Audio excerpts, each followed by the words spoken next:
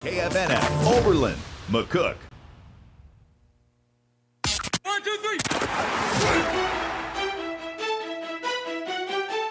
3. You're listening to a presentation of Oberlin Red Devil football on today's best country.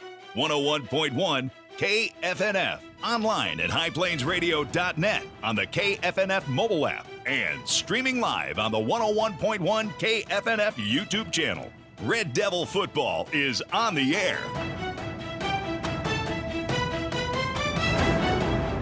Goal to tip the eye, takes the snap, hands it off. He's got some running room across the 20 to the 25, 30, 35, 40, 35, 30, 20, 15, 10, 5. The first play from scrimmage. Josiah Patton takes it to the house. Takes the snap, fakes the handoff. He's looking to throw, has a man wide open. It's Caden Sowers right at the 40-yard line, makes a catch, cuts back at the 35, 30, 25, 20, 15, 10, 5. He's in for a touchdown, Red Devils.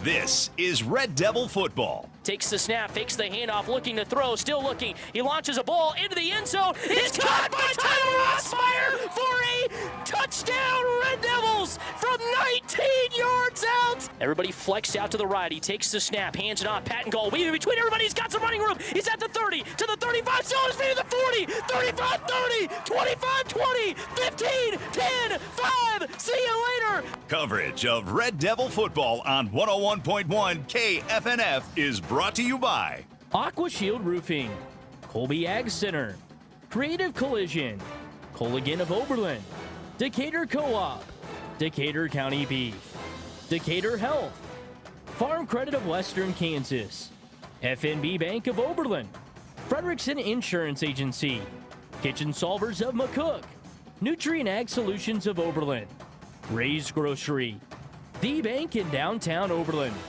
Ward Drug Store, and Next Tech.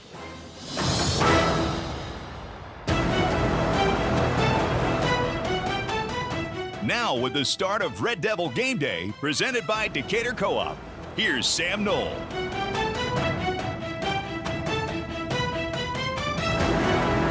Hi again, everybody, and welcome into another edition of Red Devil Game Day here on today's Best Country 101.1 KFNF, or I should say our first edition of the 2025 season, as yes, it has been a long wait, but Red Devil football is finally back on the airwaves here at KFNF and on the field at Spink Memorial Field there in Oberlin.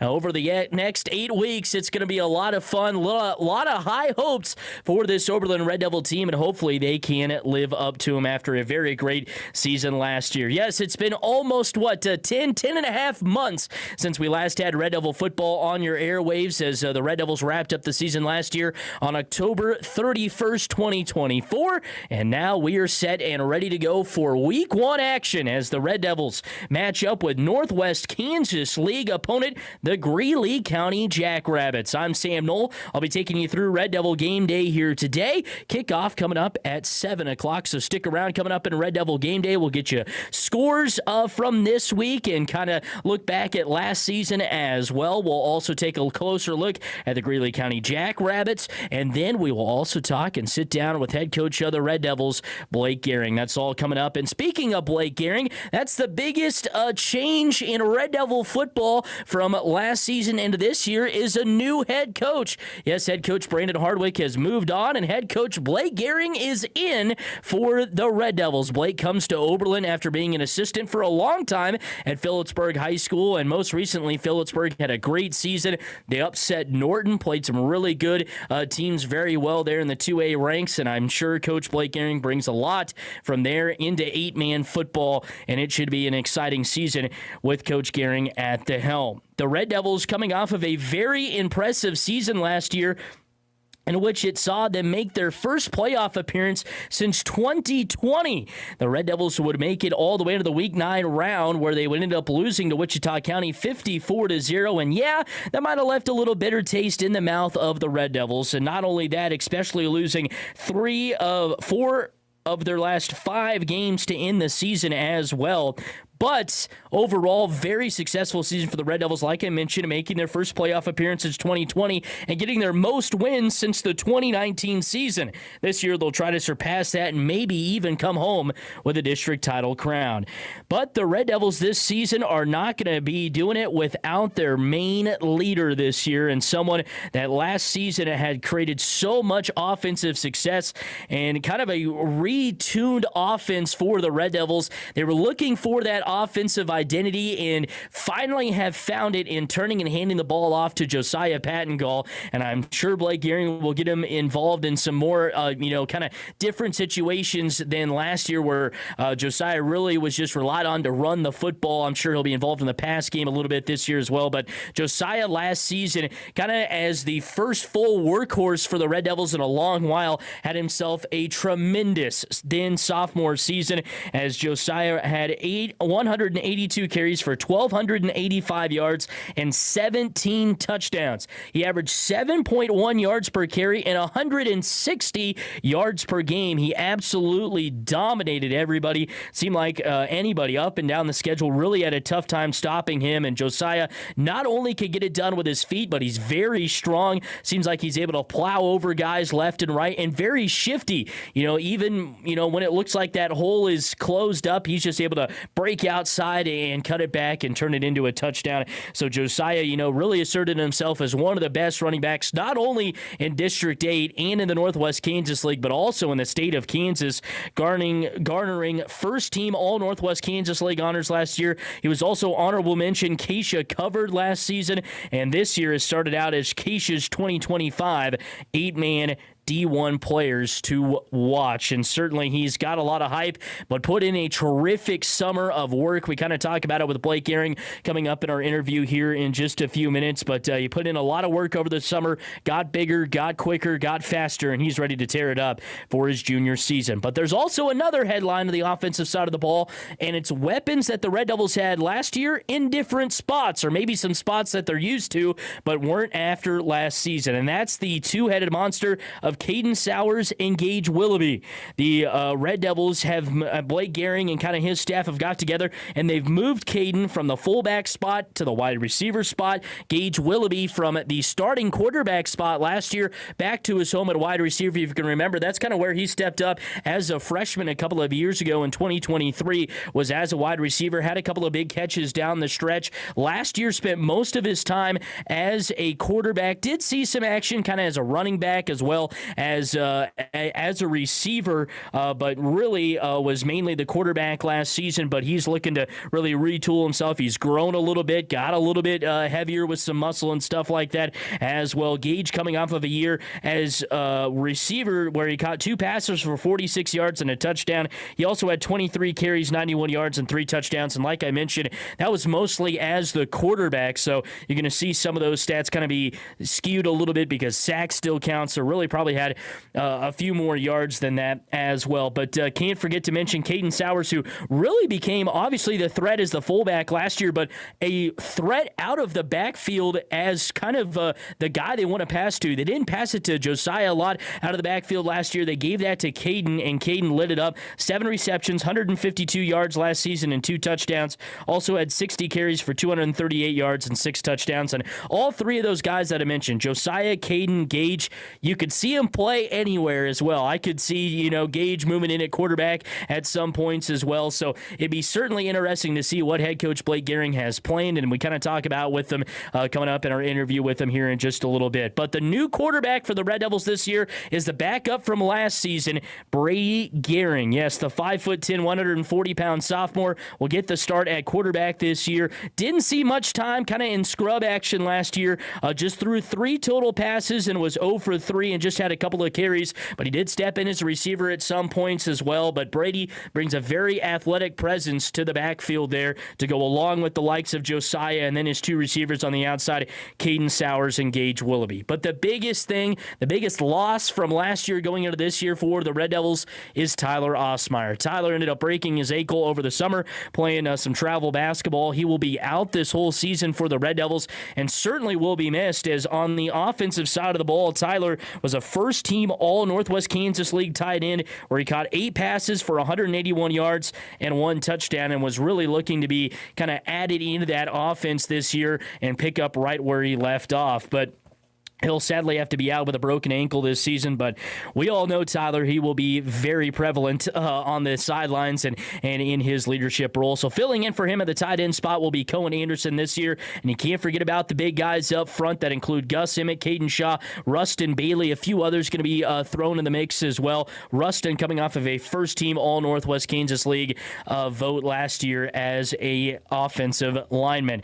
For the defense this year, for the Red Devils, the key is going to be stopping the run, obviously just like it is every single year, and the Red Devils feel like they're primed and ready to go. Did lose Garrett Emick to graduation last year, but returned a lot of experience on the defensive side of the ball, especially in the D-line and the linebacker spot, as the Red Devils returned Rustin Bailey, Theodore Butterfield, Josiah Pattengall, and Caden Sowers. Rustin had 57 tackles last year, Caden Sowers 48 tackles, Josiah Pattengall 70 tackles, and Theodore Butterfield 29 tackles. Theo Butterfield was a second-team All-Northwest Kansas League pick. Josiah, first-team All-Northwest Kansas League pick. And Rustin Bailey was an honorable mention. So between those three, you throw in Caden and a couple of others as well. The up-front part for the defense is going to be very experienced and going to be relied on heavily to stop the run as well. But when it comes to the pass, the Red Devils going to be a little more inexperienced this year, as they don't have a couple of those seniors that they had last year with the likes of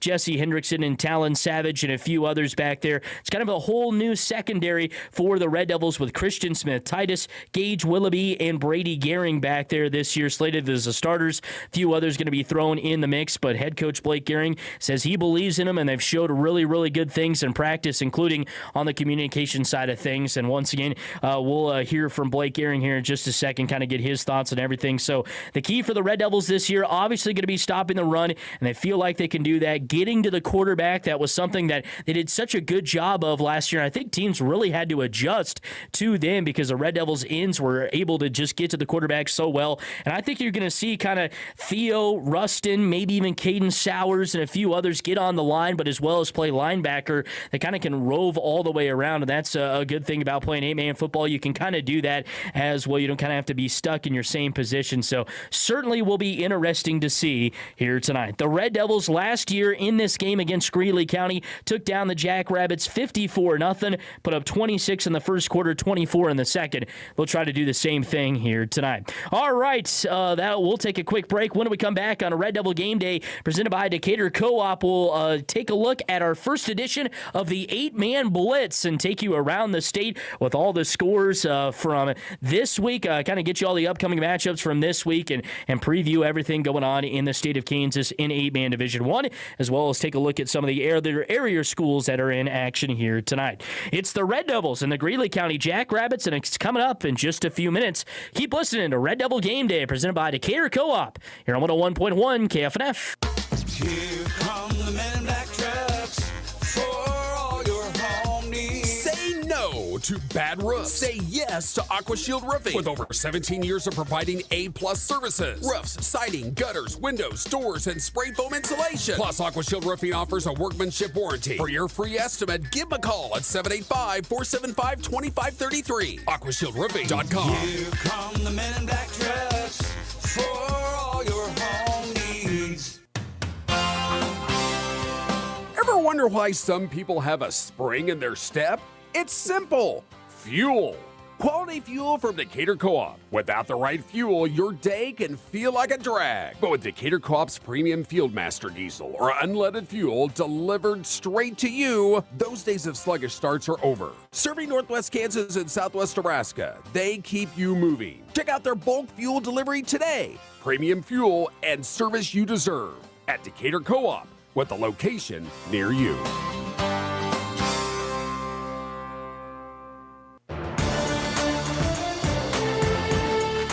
Red Devil Game Day, presented by Decatur Co-op, continues. Let's get the scores from across the state last week and preview the matchups coming up this week. This is the 8-Man Blitz on 101.1 KFNF, today's best country. Red Devil Game Day rolls on. Today's Best Country 101.1 KFNF. It's presented by Decatur Co-op. Time now for 8-Man Blitz, where we take a look back at all the games that took place around the state in 8-Man D1 last week and all the matchups coming up this week. Let's hop into it. District 1.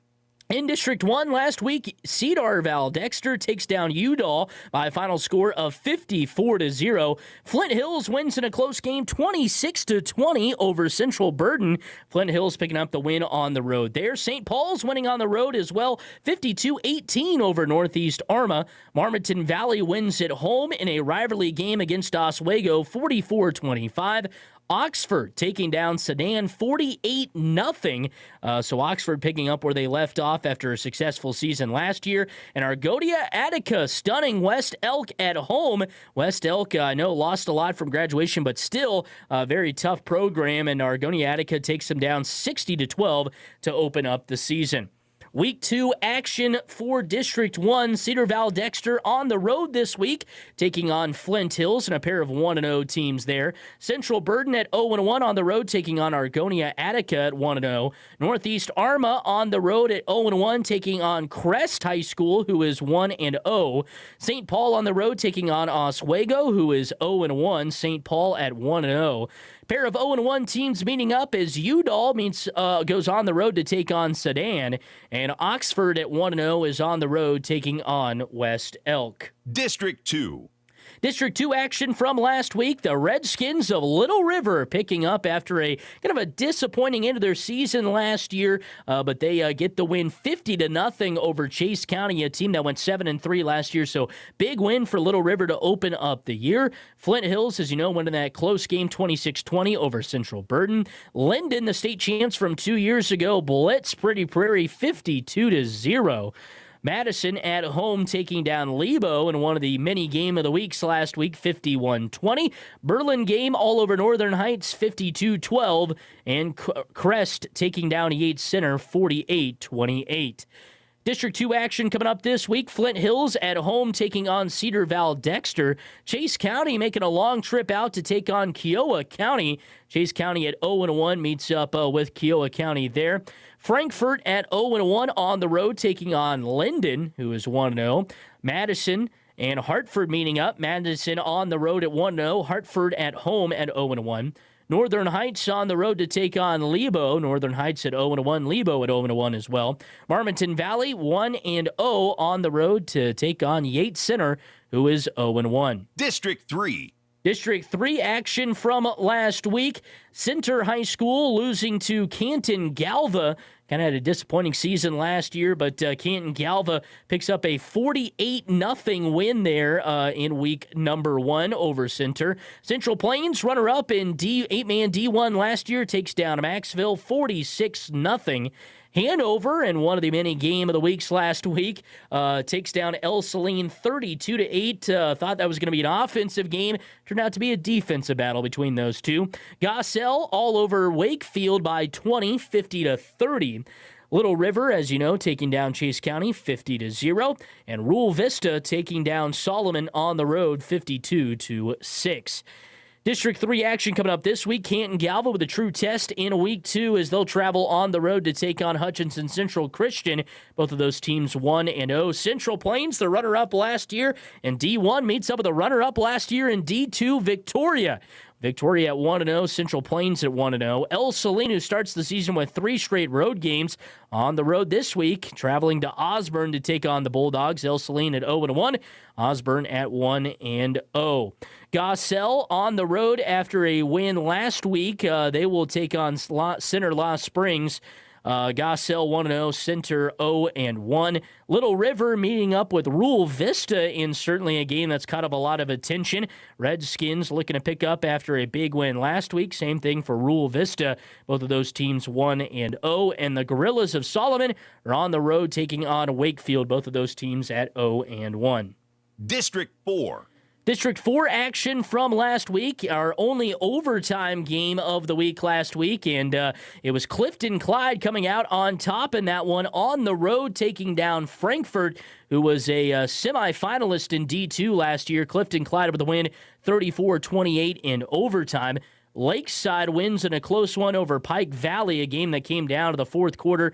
Lakeside with a win 30-28. Lincoln all over Ellis 62-14. Held them to just about 1.5 yards per carry. The Leopards dominated on the defensive side of the football. Once again, get the win 62-14. Beloit St. John's tipped in tough year last year, but open up the season with a big win this year, matching their win total from last year, 58-8 over Rock Hills. The Grizzlies losing a lot from last year's team that went 5-4. Thunder Ridge and Sylvan Lucas met up, and it was the Mustangs getting the win, 56-20 at home. And Washington County, a program that's been really building to maybe have a good season. They start 1-0 with a 52-28 win over Blue Valley Randolph. District 4 action this week. Hanover on the road to meet up with Clifton Clyde. Big matchup for Clifton Clyde after a big win last week. Hanover taking down El Saline. Both of those two teams dark horses in their respective classes. Stockton has a losing streak going, looking to end it when they meet up with Lakeside, who hosts the Tigers. Pike Valley on the road at 1-0, meeting up with the Leopards after their big win last week of Lincoln. Lincoln at 1-0. Rock Hills on the road at 0-1 to take on Thunder Ridge, who is also 0-1. Beloit St. John's and Sylvan Lucas meet up in a pair of 1-0 teams. Sylvan Lucas, the home team there. And Axtell, back-to-back state champs in D2. They, with a 53-game win streak, are on the road to meet up with Washington County, who has started 1-0 and matching their win total from last year. District 5. District 5 action from last week. Kiowa County takes down Mineola. Mineola, a team that went 7-2 last year, gets blitzed by Kiowa County 46-14. Oxford all over Sedan, as we've mentioned, 48-0. Pratt Skyline wins in a close battle over Norwich, 22-16. South Central, semifinalist in D1 last year and maybe a state championship hopeful this year, wins 48-6 over Meade. Cedar Val Dexter all over Udall, 54-0. Kiowa County in District 5 action this week will host Chase County. Chase County 0-1, Kiowa County 1-0. Oxford travels on the road to take on West Elk. Oxford 1-0, West Elk 0-1. Pratt Skyline at home to take on Fairfield in a pair of 1-0 teams there. Same thing for South Central, who meets up with Stanton County, who's really a 1A school, but forfeited their whole 1A schedule to play 8-man because they will be playing 8-man next classification cycle. South Central at 1-0, Stanton County also at 1-0. Udall meets up with Sedan. Udall 0-1 and Sedan 0-1 as well. District 6. District 6 action from last week. Couple of teams had a bye week in District 6 last week. It was Kinsley and Spearville. They'll open up their seasons this week. But in final scores from last week, Boise City, Oklahoma wins 56-8 over Elkhart. As their losing streak continues. South Central all over Meade, like we mentioned, 48-6. Hojiman County all over South Gray, 50-0. And Sublet with the highest score of the week, according to my calculations, was 72 points. They win 72-0 over Satanta. Larks picking up where they left off from last year. District 6 action this week. All teams in the district in action. Elkhart on the road against Wichita County, and a pair of 0-1 teams there after Wichita County lost in a tight game. We'll talk about that coming up just a second.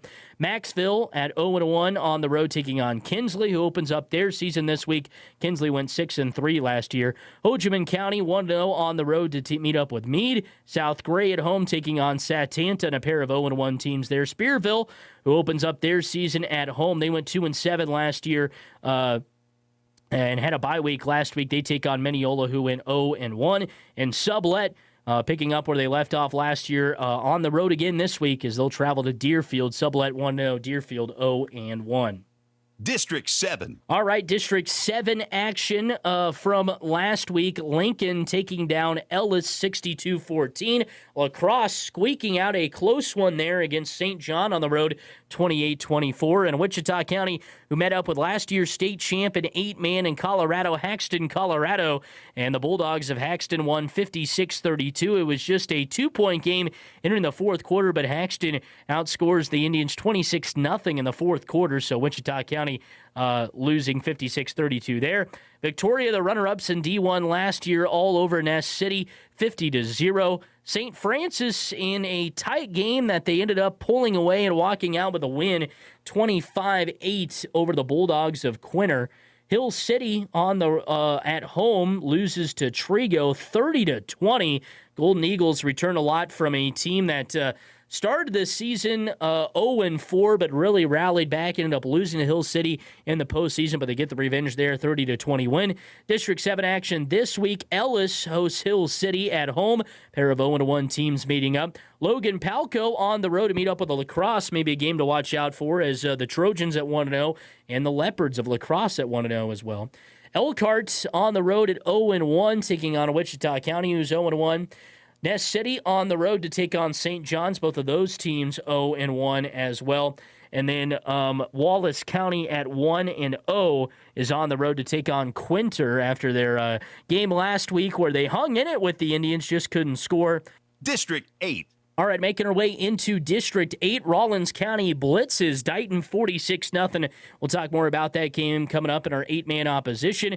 Trigo takes down Hill City 30-20. Hill City, one of those teams that really was to watch out for, but tough loss to open up the season to a very experienced Trigo team, obviously 30-20. Osborne takes down last year's state champ Hoxie 52-46 with mostly freshmen on the field, and I know Hoxie lost a great senior class, and I expect Coach Barr to rebound very well, but that was a tough one to handle. Osborne at home winning 52-46. Oberlin, as you know, taking down Greeley County 52-6. St. Francis taking down Quinter at home 25-8. And Logan Palco all over Stockton to add on to the Stockton losing streak 46-0. District 8 action coming up this week. Rawlins County on the road to take on the Jackrabbits of Greeley County. Rawlco at 1-0, Greeley County at 0-1. Hill City on the road at 0-1 to take on Ellis, who's also 0-1. Hoxie on the road again this week to take on Trigo, who is 1-0. Oberlin on the road at 1-0, as you know, taking on Dighton. St. Francis on the road at 1-0 to take on Wheatland Grinnell, who got the win as a 6-man game last week. They're 1-0. And Stockton, looking to end the losing streak this week, is on the road taking on Lakeside, who is 1-0. All right, that'll wrap things up for our 8-man blitz this week. Looking back at all the scores from last week and the scores and upcoming matchups from this week across the state in 8-man football Division 1. All right, coming up next on Red Devil Game Day, we'll come back out of a quick break and get you ready for Red Devil opposition, where we take a closer look at the Dighton Hornets. That's coming up next on Red Devil Game Day, presented by Decatur Co-op on 101.1 KFNF. A lot goes into taking care of your property. You need equipment with more reliability and versatility built in, like Kubota BX and L Series compact tractors that get the job done right, or the Z Series mowers that deliver a quality cut, and Sidekick utility vehicles where durability meets speed. Visit your Colby Ag Center for a demo today. Colby Ag Center, your local Cub Cadet dealer at 305 East Horton. Winter will be coming sooner than you think. It's time to start thinking about warmth and savings. Mid-Plains Energy offers propane delivery to keep your home cozy and your wallet happy. Sign up now to lock in the best rates. The earlier you join, the more you save. Serving Northwest Kansas and Southwest Nebraska, Mid-Plains Energy ensures reliable service and peace of mind. Mid-Plains Energy, your trusted partner for a warm winter. Call 785-678-2315 to learn more.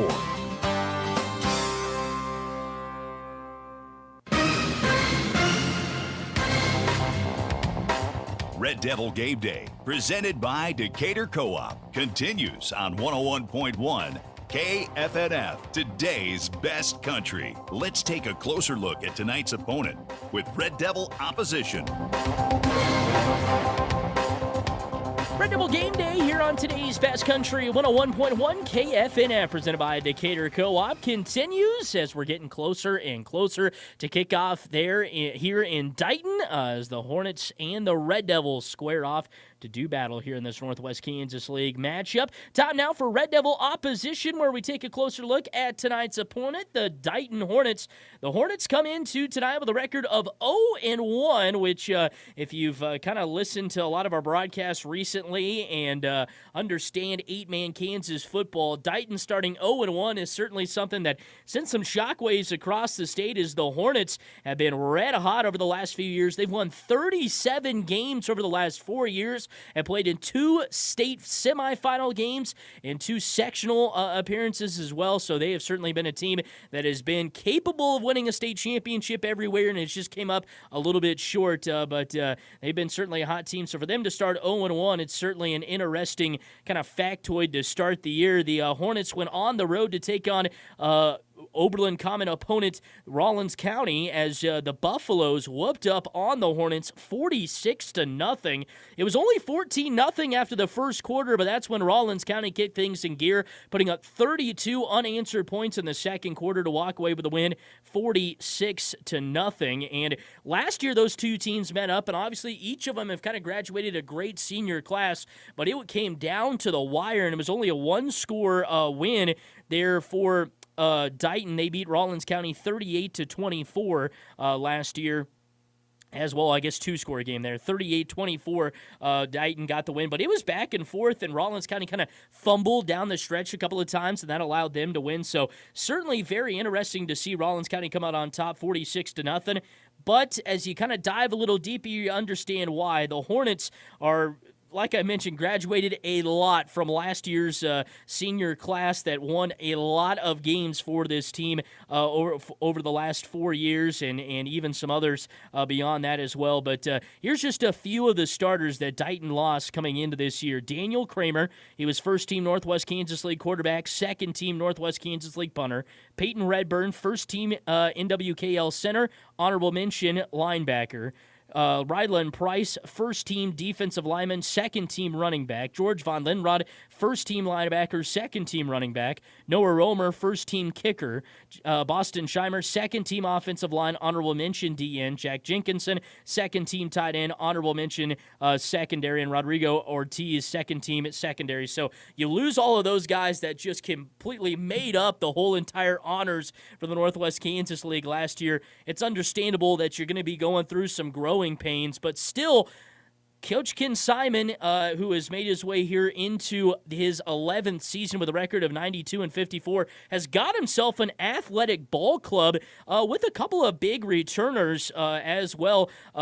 We start on the offensive side of the football. The biggest returner for the Hornets is Connor Wilson. Wilson, just a junior, played a lot as a sophomore and even as a freshman, but last year as a junior, receiving-wise, had 28 receptions, 427 yards and 10 touchdowns, averaged 35.6 yards per game, and last week showed up as well, 2 receptions for 24 yards, didn't get in to the end zone at all, but certainly someone to look out for in the receiving game for the Hornets. That is very athletic, 6'2", 180 junior, much taller than the Red Devils secondary or kind of anybody that the Red Devils have on their side. Gage Willoughby, the only 6-footer, along with Rustin Bailey, but he'll kind of play mostly linebacker and defensive line that the Red Devils have. So Connor, definitely a tall kid, very athletic, both on the football side of things and on the basketball floor as well. But certainly somebody to watch out for. And you can't forget about Colin Conroy either. He started pretty much all of last season as a guard.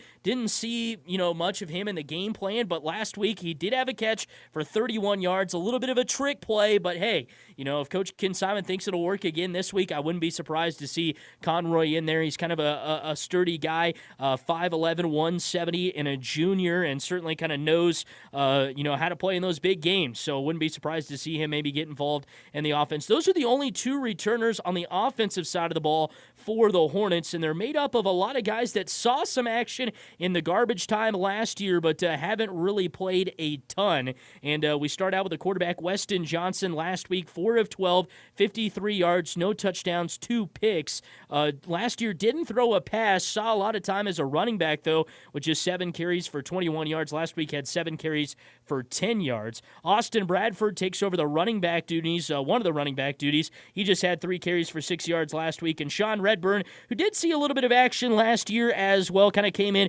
more of a blocking running back, fullback type of position for him, but he got 4 carries for 3 yards last week. So Dighton, who loves to run the football but can also pass with some speedy weapons on the outside, just kind of watching them in past years, certainly this season maybe not going to have that as much as they've had, but if they can establish the run behind a great offensive line that hasn't seen a lot of experience except for Conroy up front, but with Aiden Rifle, 6'2", 270 freshman, and Cordell Davis, 5'11", 200 junior, they're certainly heavy, big boys and athletic boys up front, and if they can establish the run game, they would love to do that. That is for sure.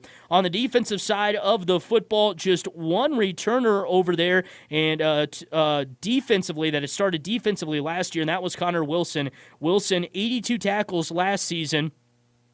Had 6 sacks, an interception, a fumble recovery, 6 tackles for loss. Last week, showed up as well, 4 tackles, 2 solos, 2 assists. But then it's kind of all new around him as well, especially on the defensive line. Charlie Vogel up front there, along with Cordell Davis. But Wilson and Vogel on the end sit 6'4" and 6'2". So Brady Gehring is going to have to see across them if he wants to throw some passes. And then they kind of play a little bit of a different defense. It's a 3-2-1. And then they stick 2 cornerbacks on the outside, and those are Wrangler Price and Weston Johnson, who are pretty good ball hawkers. Weston Johnson, 2 interceptions last year for 2 touchdowns. Wasn't a starter, but did come in and get 2 picks, and then Wrangler Price didn't see much action last year, but this year already has an interception for 14 yards. And then Austin Bradford, the running back on the offensive side of the ball, is the free safety there. The 2 big linebackers, Sean Redburn, Colin Conroy, could play a big factor in the game as well. But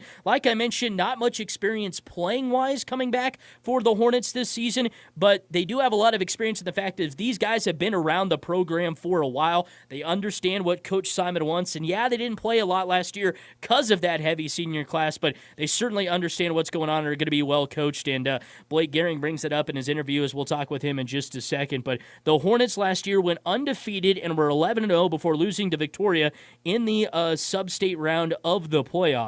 And that was someone that they have seen in the playoffs a lot. They've lost to Victoria 3 out of the last 4 seasons as well, and they've had 2 11-win seasons since 2020 to go along with it. That'll wrap things up for Red Devil opposition here, and coming up next, we're going to go out live to the field, kind of set the stage, set the tone, tell you about the field and stuff like that coming up here out of the break, and then we'll sit down and talk with head coach Blake Gehring. That's all still to come here in Red Devil Game Day, presented by Decatur Co-op on 101.1 KFNF, today's best country. 1, 2, what do I do? 3, 4, dents in my door. 5, 6, get them fixed. 7, 8, make them straight.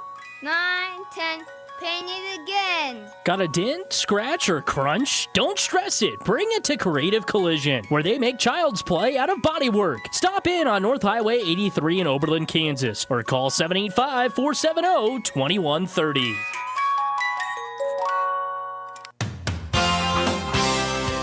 Ever wonder why some people have a spring in their step? It's simple. Fuel. Quality fuel from Decatur Co-op. Without the right fuel, your day can feel like a drag. But with Decatur Co-op's premium Fieldmaster diesel or unleaded fuel delivered straight to you, those days of sluggish starts are over. Serving Northwest Kansas and Southwest Nebraska, they keep you moving. Check out their bulk fuel delivery today. Premium fuel and service you deserve at Decatur Co-op, with a location near you.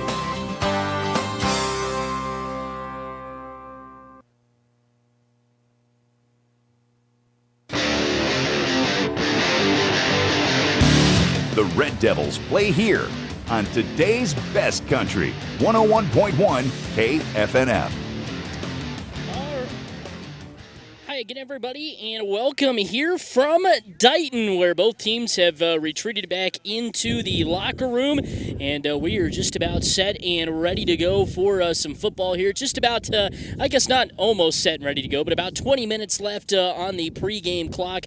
Like I mentioned, both teams have made their way back into the locker room, so the field empty at the moment on this hot and windy day in Dighton, and we'll be having kickoff here in about 20 minutes or so between these two Northwest Kansas League rivals. Like I mentioned, hot and windy, that is for sure here today in Dighton. Currently 88 degrees, but man, it feels like it's hotter than that. Probably feels like it's 90, 91, 92, and I'm sure with all your pads on and everything, it feels like 150 degrees out on the field, I'm sure. But hot today, as we should expect here in Northwest Kansas, right? Or I guess we're in kind of south central Kansas at the moment, but still, one way or another, on the western half of Kansas, we should be used to this hot weather, but we've been blessed the past couple of weeks at the start of the football season, not having to deal with this hot weather, but making it deal with us today, that is for sure, as 88 degrees once again, the high at the moment, our current temperature.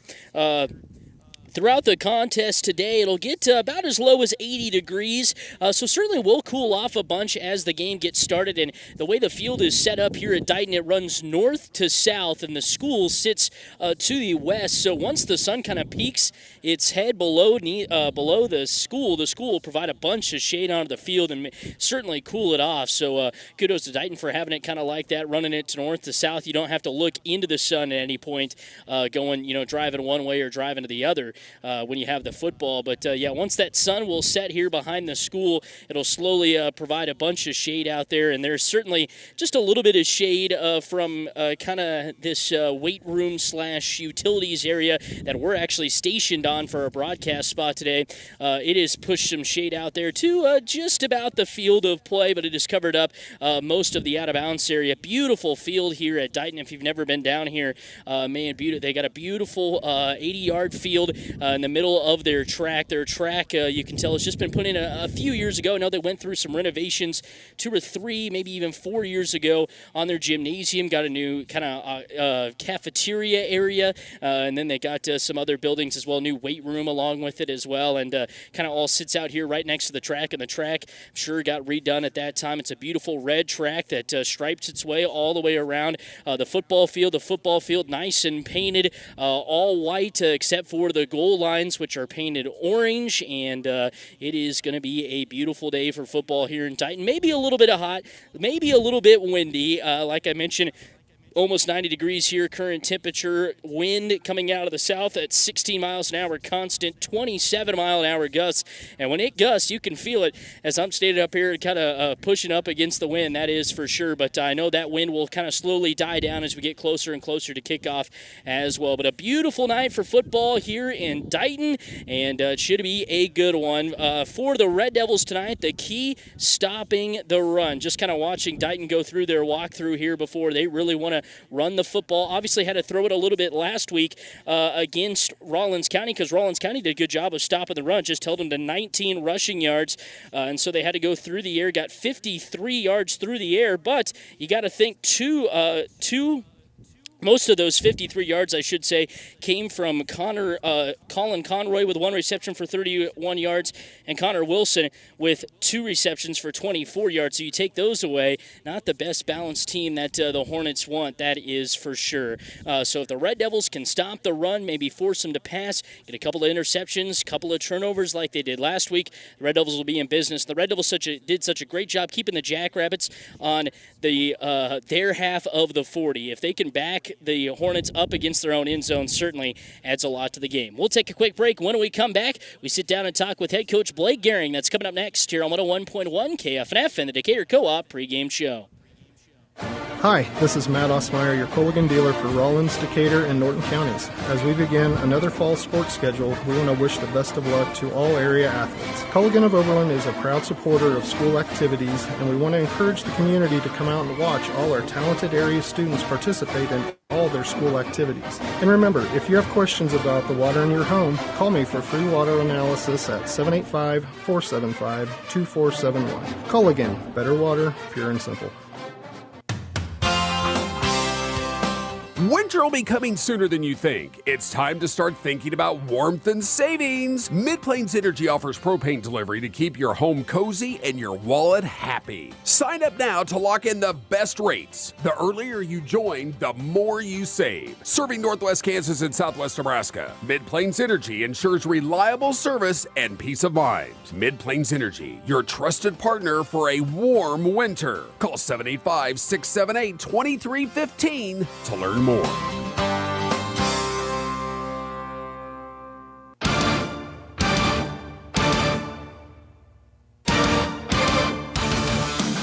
Let's get the thoughts from the head coach. It's time to talk with head coach Blake Gehring on Red Devil Game Day. Presented by Decatur Co-op. Welcome back into our Decatur Co-op pregame shows. We get you set, ready to go for Oberlin Red Devil football tonight, taking on the Dighton Hornets, and we're joined alongside with head coach of the Red Devils, Blake Gehring. Boy, coach, can you believe it? One game into your head coaching career, I'm sure it was great to go out there, get a win, obviously, not only for the team, but to kind of maybe get some of those first game jitters even for you off the back a little bit, right?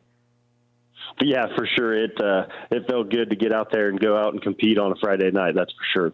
And now moving on to week 2, got a tough opponent, but flipping it back to last week, boy, kind of did, everything right off of the get-go. I know there's probably a few things looking back at the film and stuff like that could have gone a little bit better, but had to be happy with really the performance coming out with that dominant 52-6 win. I guess kind of what were your overall thoughts of the win last Friday?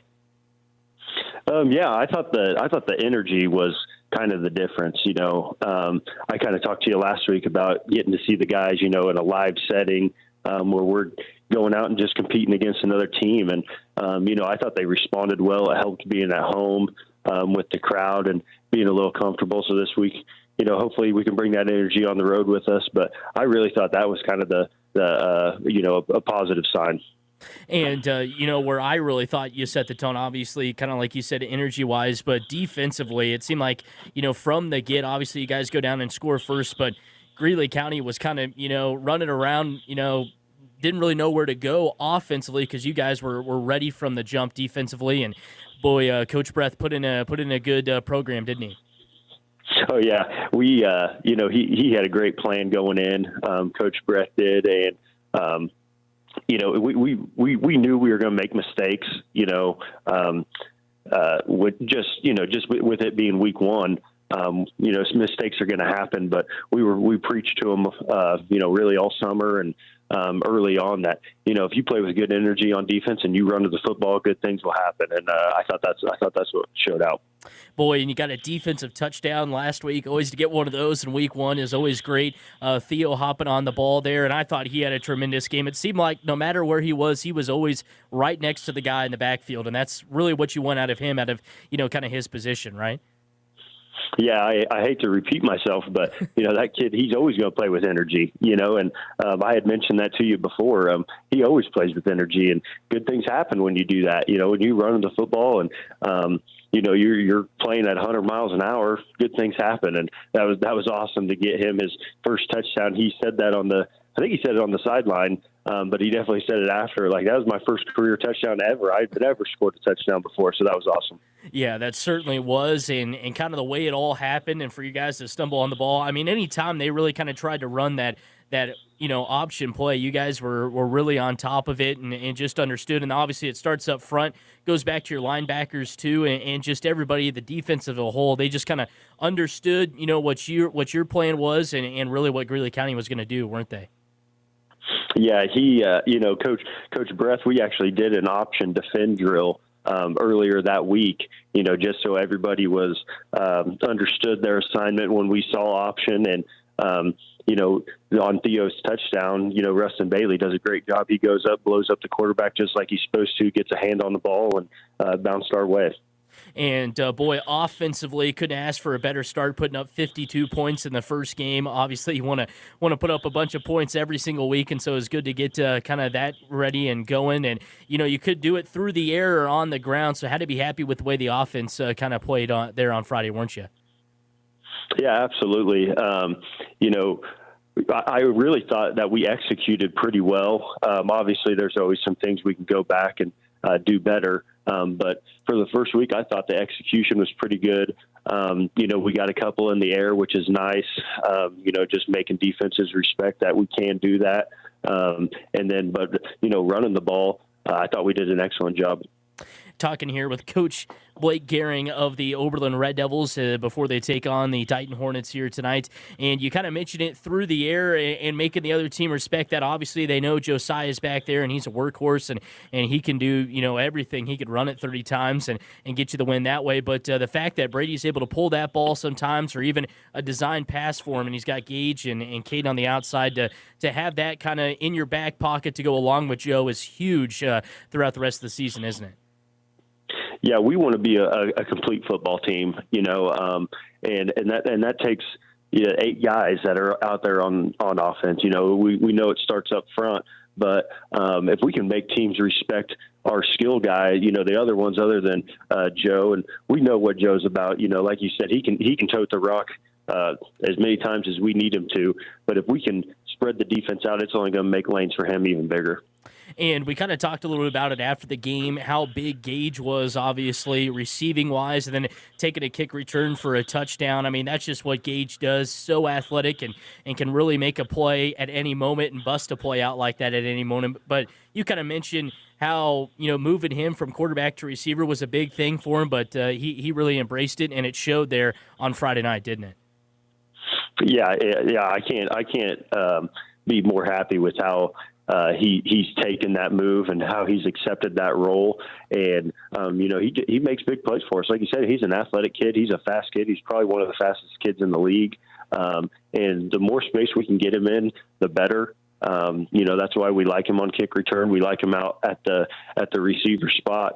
My only thing is I was looking back, watching the game, I was like, man, we got to get him the ball more on offense. Yeah, that's for sure. I mean, an explosive guy like that, and he's a guy you want to have the ball. Like I said, it seems like with Gage, at any point, he could just break out with a big play, couldn't he? Yeah, for sure. He that's one thing that makes him so dangerous is that, whether he's anytime he gets the ball, whether it's a short, quick pass or something downfield, he's got that speed that teams got to be scared of, that he can take to the house at any moment. And obviously Brady making his first start at quarterback last week, kind of had to be happy with the way he was, kind of embraced the moment, like you said, kind of after the game, and really took everything within stride and didn't let the lows get him too low and the highs get him too high. But boy, he had a great game one after not seeing much time. Did a little bit last year, kind of the backup role, but had to be happy with his first start, weren't you? He did a really nice job of, with all these weapons that we have, with Gage and Caden Sowers and Josiah, we need a point guard and kind of somebody to, just kind of get the ball to the spots that we need it to be when it's supposed to be there. And I thought he did an excellent job of that. And you mentioned all of those weapons offensively and even defensively. It seemed, you got some dudes on that side of the ball. So kind of putting them in those right situations. Obviously it could transfer from week to week. Last week Joe kind of started getting things going, and then the passing game got going. So it could be different every single week. But you guys have something to handle that on both sides of the ball, don't you? Yeah, for sure. We. I'll talk offense first. If we can get as teams to take one thing away, our goal is to do the other thing. If we can be, we don't want to be one dimensional. So if we can get the ball to, we're going to get the ball to whoever's open. And and that's what we want to preach to the guys. Is one of our things is we got to play together. We got to understand that I might have to sacrifice a few touches here and there, but it's for the betterment of the team. And then, defensively, we're just so versatile. We talked about it earlier this, I think last week or so, and it was more offense, but it's defense too. We've got guys that have played in the secondary that are now playing up at linebacker. We've got linebackers that can roll down the defensive line. So I think our versatility on defense is a huge advantage for us. Yeah, and someone else defensively last week that had quite the game, C.J. Anderson, freshman, kind of getting his first varsity playing experience, obviously after playing junior high a lot. But, man, he stepped up, got a fumble recovery for you, an interception, and you mentioned made a couple of great plays. So for him, along with the rest of the defense to show out there, that was huge, wasn't it? Yeah, I thought CJ had a great game. He made some big plays. And with an inexperienced guy like that, like you said, he's just a freshman. But even with any inexperienced guy, you kind of never know what you're going to get until you just throw him out into the fire. And I thought he did a great job, and he showed like, hey, maybe I can get on the varsity field some more too. And, taking your first road trip of the season this week, it comes early in week 2, but it's a long one all the way down to Dighton. I guess, how does that maybe, I know going on the road isn't much different than playing at home, but it's a different routine, isn't it? Yeah, exactly. Yeah, it definitely is. Going on the road, new season, it's going to be new to us, but we just got to make sure we bring that energy that we had at home, and we got to bring it ourselves. We can't rely on our home crowd this week, so it's got to come from us. And we kind of talked a little bit about Dighton after the game last week, but obviously Coach Ken Simon does a great job every year. They may be a little bit down this year, but they're going to be well coached, and certainly have got some weapons back there. I guess, what have you seen from them on film and kind of expect to see from them here tonight? Yeah, they played a tough Atwood team. I mean, I thought Atwood has looked good on film, and Dighton looks good. You can tell that they are a well-coached football team. They just watching the film, you can tell by how their kids line up, how their kids get after it, that they're well-coached. They're going to be tough. There's no doubt about it. And, obviously, kind of like I mentioned, lost a few weapons, but certainly have got some athletic kids at the skill positions and even on the defense. So that's going to be something to watch out for tonight, isn't it? Yeah, they got guys that fly around. I know that I guess that I'm sure they got some inexperienced guys that they're working through, and that week 1 to week 2 jump is always huge in high school football because you finally get some film on your team. You get to go back and review it and work on some things. So I'm expecting them to make adjustments and come out ready to roll. Well, Coach, thanks for being able to sit down and chat. We always appreciate it, and good luck tonight. Thank you. Appreciate it. Decatur County Beef in Oberlin, Kansas wants to do business with the local farmers. They need high moisture corn, silage, and hay now, and dry corn now through October. Decatur County Beef offers very competitive prices, always looking for good help. Give Decatur County Beef a call. You'll be glad you did. That's Decatur County Beef, just north of Oberlin on Highway 83.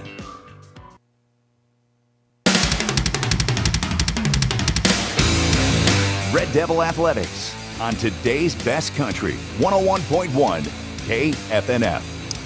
Hi again, everybody. Welcome back here from Dighton High School in Dighton, Kansas. 88 degrees here at kickoff with a south wind coming at about 16 miles an hour. Beautiful night for football. Going to be a little bit chillier, less wind, but still with no clouds in the sky, no rain in the forecast. We will take it, that's for sure. Don't need to get all the equipment wet or anything like that. As we wrap up our Decatur Co-op pregame show and then bring you Oberlin Red Devil football here on today's Best Country 101.1 KFNF. The Red Devils and the Hornets just made their way out into the center of the field and went through everything with the white hat official and flipped the coin. Oberlin won the toss again, chose to receive, and they will move from north to south on this north to south facing field, and Dighton will go south to north here in this first quarter of play. So Oberlin will receive the ball first, take you through your starting lineups offensively for the Red Devils. Across the offensive line, it's Gus Emick, 5'11", 220-pound junior. Center, Caden Shaw, 6', 230-pound junior. And Rustin Bailey at the other guard spot, 6', 205-pound junior. First team Northwest Kansas League offensive lineman from a year ago. At the quarterback spot for the Red Devils, it's Brady Gehring. Running back spot, Josiah Pattengall. At the wide receiver spots, Caden Sowers and Gage Willoughby. And at the tight end spot, it's Cohen Anderson. For the Red Devils defensively, across the defense defensive line, it's Rustin Bailey, Gus Emick, and Theo Butterfield. The linebackers today for the Red Devils, Caden Sowers and Josiah Pattengall. And in the secondary for the Red Devils, Christian Smith, Titus, Gage Willoughby, and Brady Gehring. For the Dighton Hornets, offensively, it is Colin Conroy at 5'11", 170. Aiden Rifle, 6'2", 270, and Cordell Davis, 5'11", 200 pounds across the offensive line. Quarterback for the Hornets, Weston Johnson, 5'10", 160. Running backs, Sean Redburn, 5'11", 165, and Austin Bradford, 5'9", 165. Wide receiver, Charlie Vogel, 6'4", 185, and tight end, Connor Wilson, 6'2", 180. Defensively, Charlie Vogel, Cordell Davis, Connor Wilson across the defensive line. Linebackers, Sean Redburn and Colin Conroy. Cornerbacks, Weston Johnson and Wrangler Price. And the free safety is Austin Bradford. So we are just about set and ready to go here from Dighton as the Hornets will kick this one away to the Red Devils. Beautiful night for football. Beautiful field here in Dighton. Beautiful green grass. Nice, freshly white painted lines. The only white lines not white, the goal line ones, they are orange. And Johnson will get into this one and boots a little squib kick that'll be taken by the Red Devils right to the 35. Being wrapped up and brought down. Tried to go with a surprise onside kick there, did the Hornets. Maybe to keep it away from Gage Willoughby after he returned that for a touchdown. Theo Butterfield was the one right there at about the 30-yard line that was able to pick up the football. And so that's where Oberlin will start with the football. First down and 10 from their own 36-yard line as they stare out across this Dighton Hornet defense. The Hornets last year had 3 shutouts and had teams score under 10 points 5 times. One of those teams that didn't was the Red Devils. They put up 40 on the Hornets last year. Brady Gehring will go out of the shotgun. Got a man on his hip to the right, one receiver to the near side. Sends a man in motion, left to right across the line. Takes the snap, hands it off, and running it up the middle. Bouncing it back outside is Josiah, and he'll be wrapped up and brought down. Don't know if he got any right there as he came up just a little bit, kind of bounced it out to the outside. Tried to get the corner, but the corner was not there at all. They're going to say no gain there for Josiah, and it'll bring up second down and 10. And Joe, not too many times he goes for 0 yards, that's for sure. Josiah last week, 11 carries, 115 yards. Brady Gehring out of the shotgun. He's got 2 receivers to the near side, none to the far side. Man on his hip, Josiah in the backfield, 4 down linemen. Brady out of the crotch snap, takes it, hands it off to Josiah off the left side, cuts back up the middle, powering his legs. A flag comes in late as he dives his way across the 40 to about the 38-yard line of the Hornets after a good pickup there. And the official, the back judge, is down on the ground, and he gets helped up by Mitchell Wasson and a couple of others. And Mitchell runs out after helping him up. Do have a flag on the play. And it looks like that official's going to be okay. He was kind of at the bottom of the pile as well. And the Red Devils accept the penalty. Never saw what it was, but takes it from about the 41, from the 39, I should say, all the way up to the 25-yard line. So the Red Devils will have it first down and 10 from the 26-yard line. Brady out of the shotgun, man on his hip. Gage Willoughby to the near side of the field. Takes the snap. Brady looking to run the option. Pitches it off to Josiah at the 25. Takes a hit. Trucks the defender. Makes his way to the 19-yard line before he's finally wrapped up and brought down there. So don't know what that penalty was, but it was a 15-yard penalty from the spot of the foul. Josiah picked up 4, and then there he picks up 5 to bring up second down and 5 here for the Red Devils with 10:40 left. Ball on the 21-yard line of the Hornets, and if you're Ken Simon, you're not liking that penalty there because that put the Red Devils in prime position. That is for sure a 15-yard penalty Must have been maybe some unnecessary roughness after the play. Didn't really see what the official assigned. Brady out of the shotgun. Got Josiah on his hip. One receiver to the near side. Takes the snap. Hands it off. Josiah up the middle. Avoided a defender right away. Coming in and blocking him right there. Or kind of getting a hold of him right at the legs was Cordell Davis. Shook him off and then dove forward inside the 20 to about the 18-yard line. Picks up 2. And that'll bring up 3rd down and 3. Josiah's carried it 4 times so far here in the first quarter. Kind of reminiscent of the opening drive the Red Devils had last week where they gave it to Josiah the whole time and he punched it in for a touchdown. 9:52 left, first quarter of play and counting. 3rd down and 3 for the Red Devils from the Dighton Hornet 19. Brady out of the shotgun. Josiah on his right hip. Got a receiver to the top side. That's Willoughby. Takes the snap. Hands it off to Joe. Joe looking to get the corner. He's at the 15 to the 10. Still on his feet there. Got the first down and more as he trucks his way inside the 10-yard line and sets up Oberlin with a perfect spot just inside the 10. Great job there by Josiah Pattengall as he was able to get the corner. And how about a great block on the outside from Gage Willoughby on the top side of the field, or the far side away from us, as the Oberlin Red Devils make their way towards the south in this north-south facing field. It'll be bringing up 1st down and 10 for the Red Devils from the 9-yard line. Brady will go out of the shotgun here. Willoughby, the receiver, to the near side. Got Josiah as a running back. Hands it off instead of Caden Sowers, who's directly behind him. And Caden goes over the center and powers his way inside the 5-yard line. Big pickup right there from none other than Caden Sowers. And Caden will pick up about 6 there. And so Caden Sowers has got 6 yards to his name and makes it 2nd down and goal for the Red Devils from the 3-yard line. Josiah out of the power set, goes off right side, lowers his shoulder and dives into the end zone for the Red Devil touchdown. How about that? Josiah Pattengall punches it in from 3 yards out to give Oberlin a 6-0 lead. And no better way to start that one than right there for the Red Devils, as it's a 6-yard gain, a 3-yard touchdown run from Josiah Pattengall, and the Red Devils lead it 6-0 here with 9:04 to go in the first quarter. Red Devils going after the PAT. Brady will go out of the shotgun here. He's got Josiah on his right hip. Caden Sowers stands directly behind him. Gage Willoughby, the receiver, to the near side. Brady out of the shotgun, gets the call, hands it off to Caden. Caden off the right side, lowers his shoulder at the goal line, trucks a man, and makes his way in for the 2-point conversion. And Oberlin goes down and scores on their first drive of the game for the 2nd week in a row, and they get the 2-point conversion as well. And Oberlin leads the Hornets of Dighton 8-0. This is Red Devil football. Chronic pain is a common condition with many possible treatment options that may include joint injections, nerve blocks, physical therapy, or radiofrequency ablation, depending on a provider's recommendation. Decatur Health shares this information to support community health education and awareness. By working together with specialists and primary care providers, Decatur Health helps patients and families understand available approaches to chronic pain. Learn more about chronic pain options at decaturhealth.org. Farm Credit of Western Kansas is synonymous with giving back to the community and its members.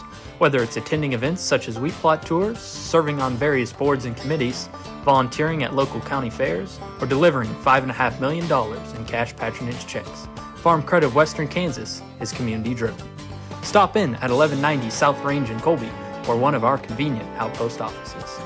Farm Credit of Western Kansas, financing ag for generations.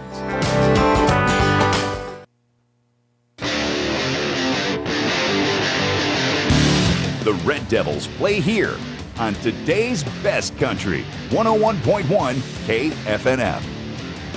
Welcome back here from Dighton. Oberlin goes down and punches the Hornets in the mouth right away with a great long drive that ends in a Josiah 3-yard touchdown run. The kick a little bit off the side of the foot. It'll be fielded by Johnson. Takes it up the near side, gets across the 15 to the 20 before it'll be ushered out of bounds by a few Red Devils over there on the near side. And so Weston Johnson, the return to about just across the 20 to about the 21. And that's where the Hornets will start with the football, 1st down and 10 with 9 minutes and counting to 9 minutes to go, I should say, here in quarter number 1. So like I mentioned, the Red Devils did a great job just handing it off, putting the ball in the belly of Josiah Pattengall. Gave it to Caden Sowers once on that drive. He picked up 7 yards. and 6 yards. Was able to do a good job there. And set up Josiah. They came in with a heavy package that has worked so far so good. Wonder if anybody's going to be able to stop that. Dighton first down and 10 from their own 20.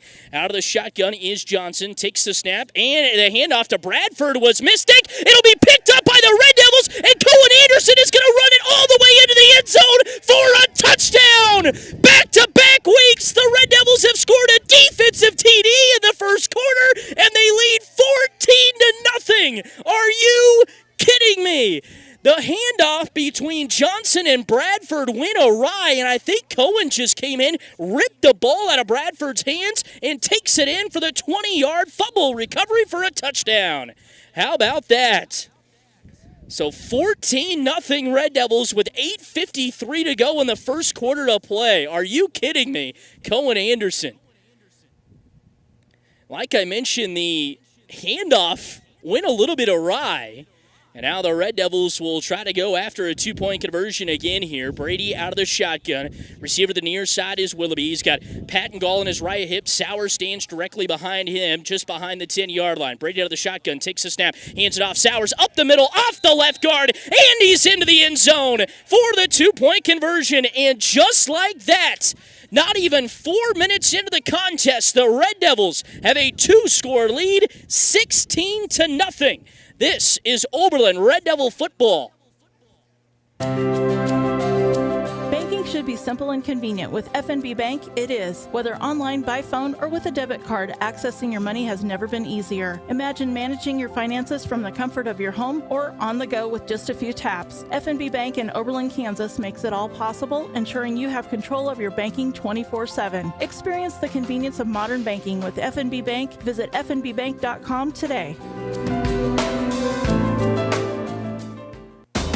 Insurance, it seems like you can never have enough, and when it comes to peace of mind, it's good to have the right insurance in place. Fredrickson Insurance Agency in Oberlin can help you do just that. Fredrickson's can help with supplemental insurance for your home, farm, business, auto, and yes, even your crop. Fredrickson's will help you find the best plan from the best companies. Insurance, get the best from Fredrickson Insurance Agency next to the Landmark in downtown Oberlin, 785-475-3883.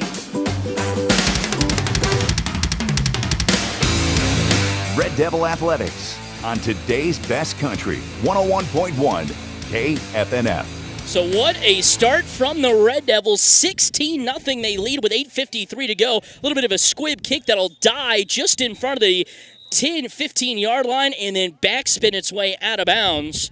And so we'll see what Coach Ken Simon wants to do, either a kick or they'll take it to the 35, as looks like the Hornets here, I think, are going to want to take this and move it up. So they will have the football at the 25-yard line. Excuse me, not the 35, but the 25.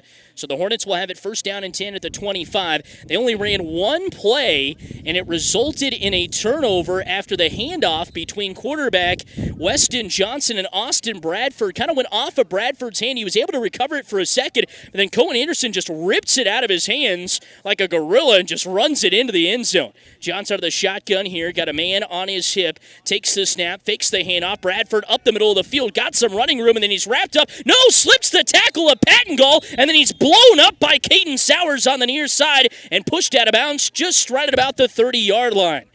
So after all of that, was able to pick up 5 yards as he slipped the tackle from Josiah Pattengall, who was trying to kind of pick him up and suplex him. But that is Weston Johnson, the quarterback, picking up 5 yards on the QB keeper. So that'll bring up second down and 4, they say, on the scoreboard for the Hornets from the 31-yard line. I think it's more 5. Second down and 5 here. Johnson out of the shotgun. Got Bradford on his hip. One receiver to the far side and one to the near side. Takes the snap, looking to run the option. Runs it up the middle. He's got a wide open lane across the 40 to the 30. And he's wrapped up and brought down inside the 30-yard line. Big gain right there for Austin Bradford. And that time he's just been calling his number twice now. Takes it from his own 31 to the Red Devil 30 for a pickup of 19 yards and sets up the the Hornets in perfect position. First down and 10 with 8:11 to go here in the first quarter of play. Red Devils in front, 16-0. That option keeper, the Red Devils did such a good job preventing it last week. So far, it's been working. Johnson out of the shotgun. He's got a man on his hip. That's Redburn. And one directly behind him is Austin Bradford. And they put up all the down linemen. Takes a snap, fakes the handoff. Bradford going around the right side, and it'll be wrapped up and brought down. Maybe back of the line of scrimmage. Actually, they're going to say maybe a gain of about a yard there. And so it'll bring up second down and 9 as they're going to give Johnson just 1 yard there. They say 2. I'm thinking 1. Yeah, second down and 9 from the Red Devil 29-yard line. Bradford Johnson did a great job on that QB keeper a couple of plays ago. Just took the handoff, faked the handoff, and ran it right up the middle and was able to pick up 19 yards. 7-14 and counting to go for the first quarter. Second down and 9. Brad Johnson out of the shotgun. He's got Bradford directly behind him. One receiver to the top side. Vogel sends a man in motion left to right across the line. That's Redburn. Takes a snap, fakes the handoff to Redburn. Now he tries to go off a defender off the left side. Misses one tackle, and then Butterfield was able to get back up and wrap him up and bring him down.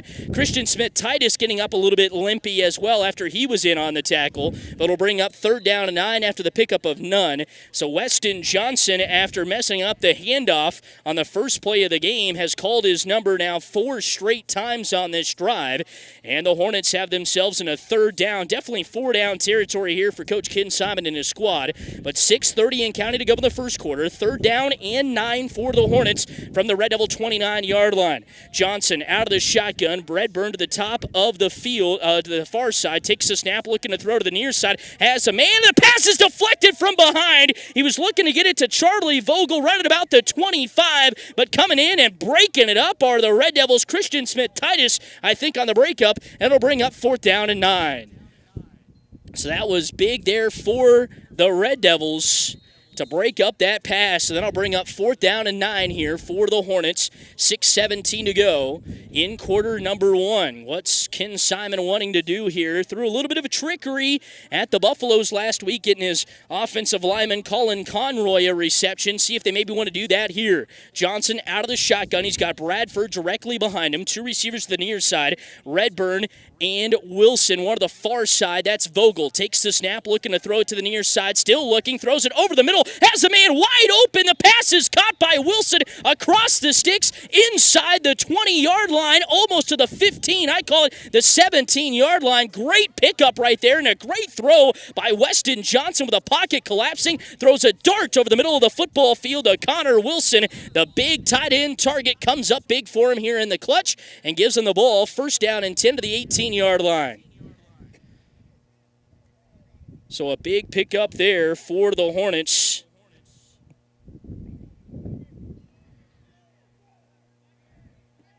First down and 10 from the 18-yard line. Johnson out of the shotgun. Bradford behind him. Sends a man in motion. Redburn fakes the handoff to him. Tries to run it up the middle. Now he cuts back to the left side. Still got some running room over there before he'll be finally tripped up and brought down. And so he'll pick up a couple of yards there.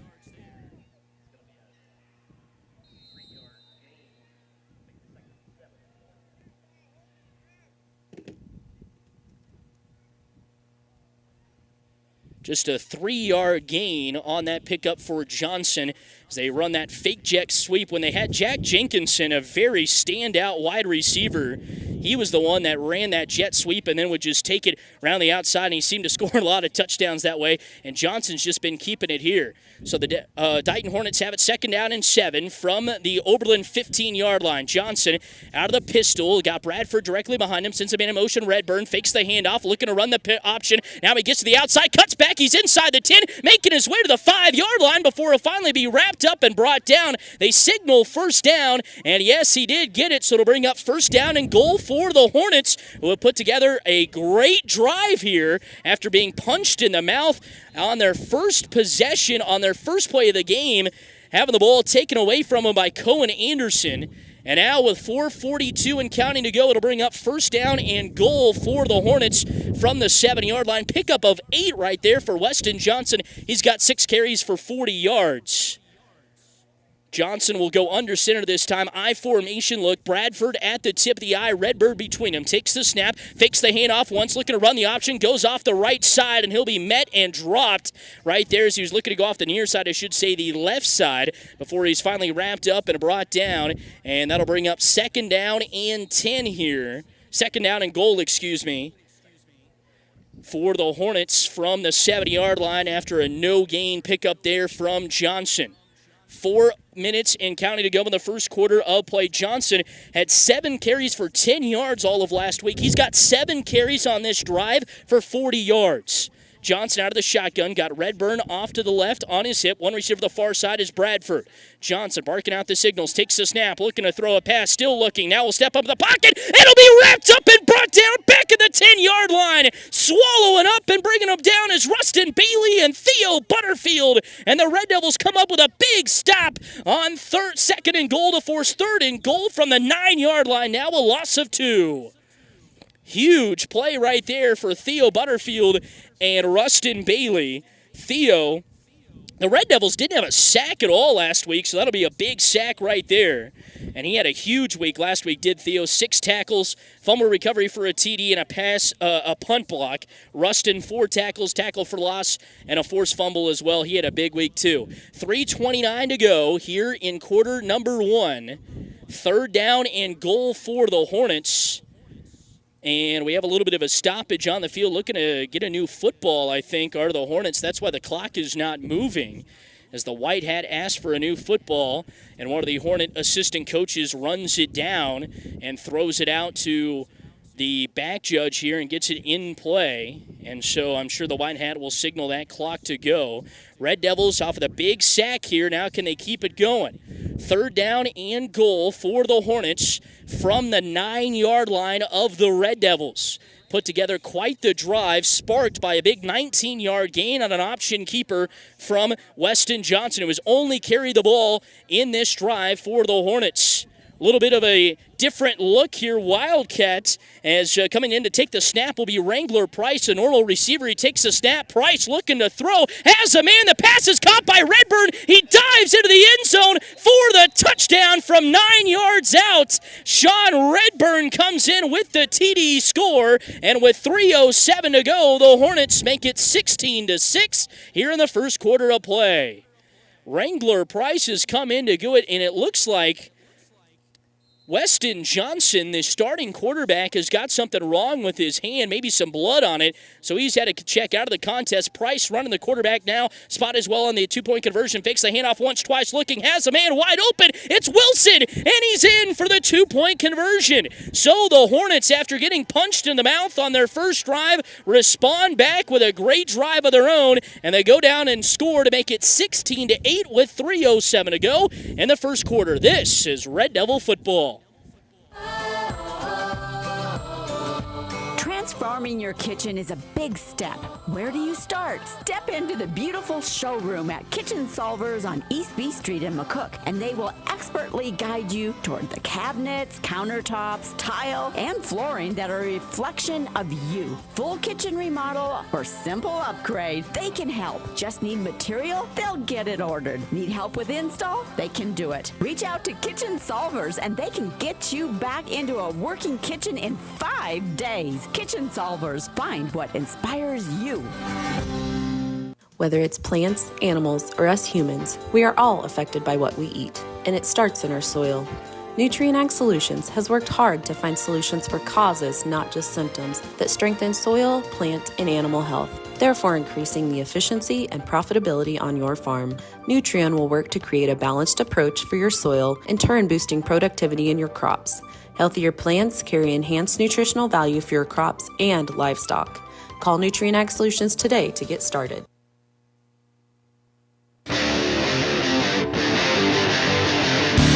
The Red Devils play here on today's best country, 101.1 KFNF. Welcome back here from Dighton High School in Dighton, Kansas, where the Hornets, after getting punched in the mouth on their first drive where the fumble was kind of muffed from the Hornets, and Cohen Anderson took it out of the hands of the running back. Austin Bradford took it in for a score. The Hornets go down and score themselves, and this will be another onside kick that the Red Devils bobble, and then the Hornets fall on top of it. We'll see here, the officials running in. It's a scrum at the bottom of the pile, and the Red Devils did hop on top of it.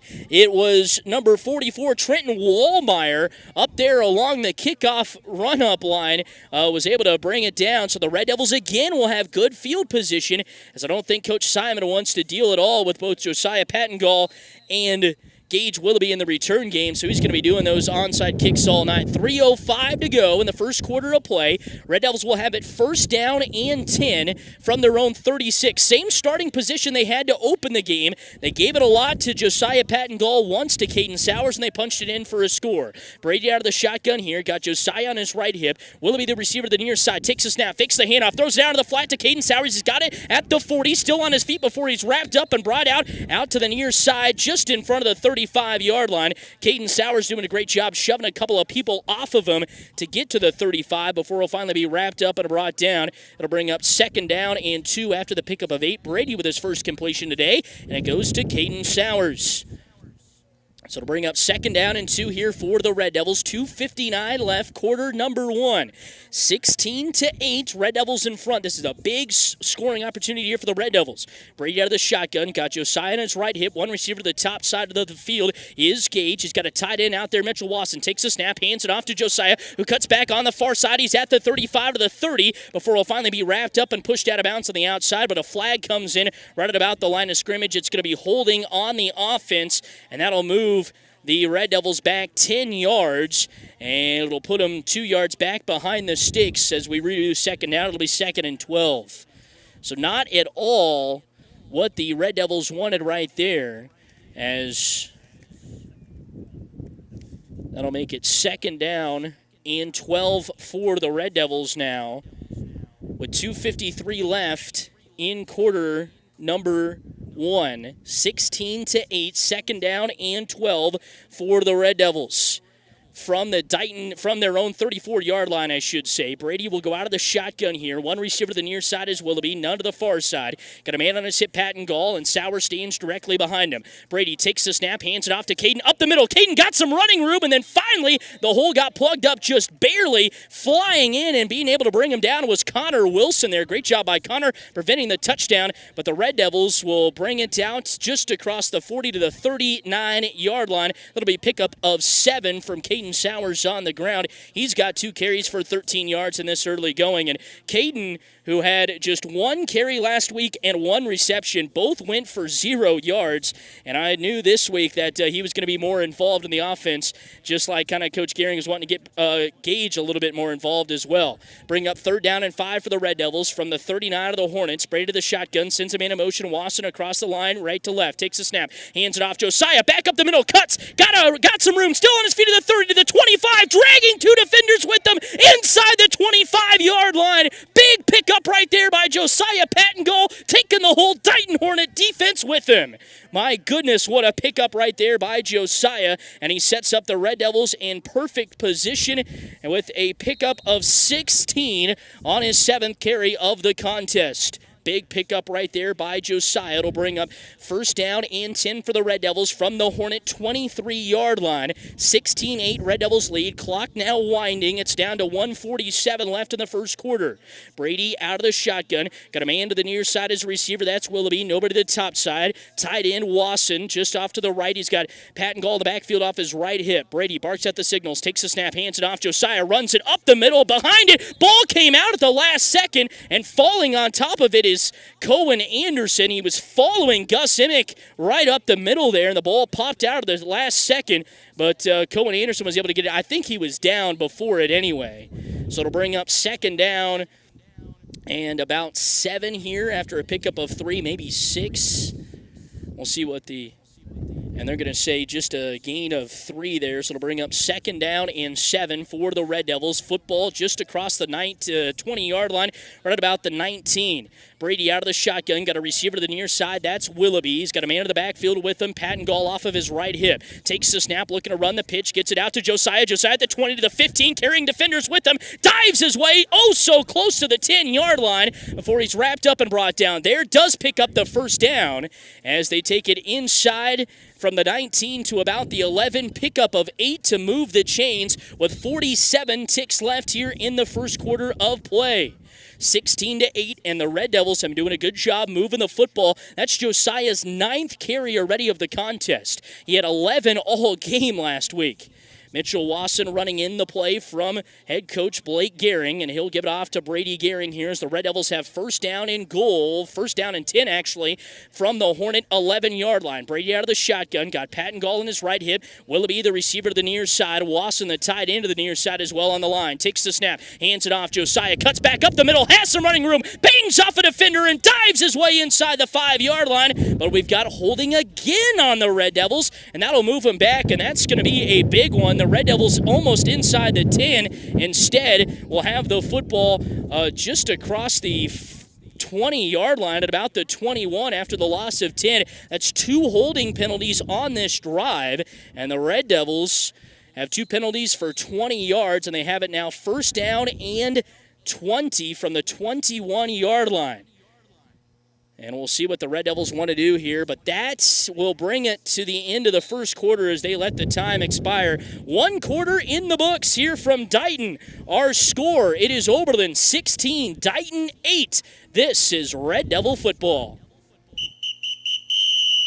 Oh, it's here! Football season! Ray's Grocery of Oberlin is excited too! Ray's Grocery knows you like football, but also everything that comes with it. Oh yeah, tailgating! Come into Ray's and get set up with all your supplies for a festive tailgate party. Delicious hamburgers, juicy steaks, all the produce you can handle, favorite drinks. It's all ready for you at Ray's Grocery. So get your tailgate on now. Shop stress-free with quality this football season at Ray's Grocery, downtown Oberlin. There is a difference between going to the bank and going to the bank. When you go to the bank, it's just... Hello, welcome to the bank. How can we bore you? But when you go to the bank... Hi, welcome to the bank. How can we help you? And that help is offered to you in 13 northern Kansas locations to help your financial goals become a reality. From services and loans to state-of-the-art financial products, come to where the difference is better. The Bank, member FDIC, an equal housing lender.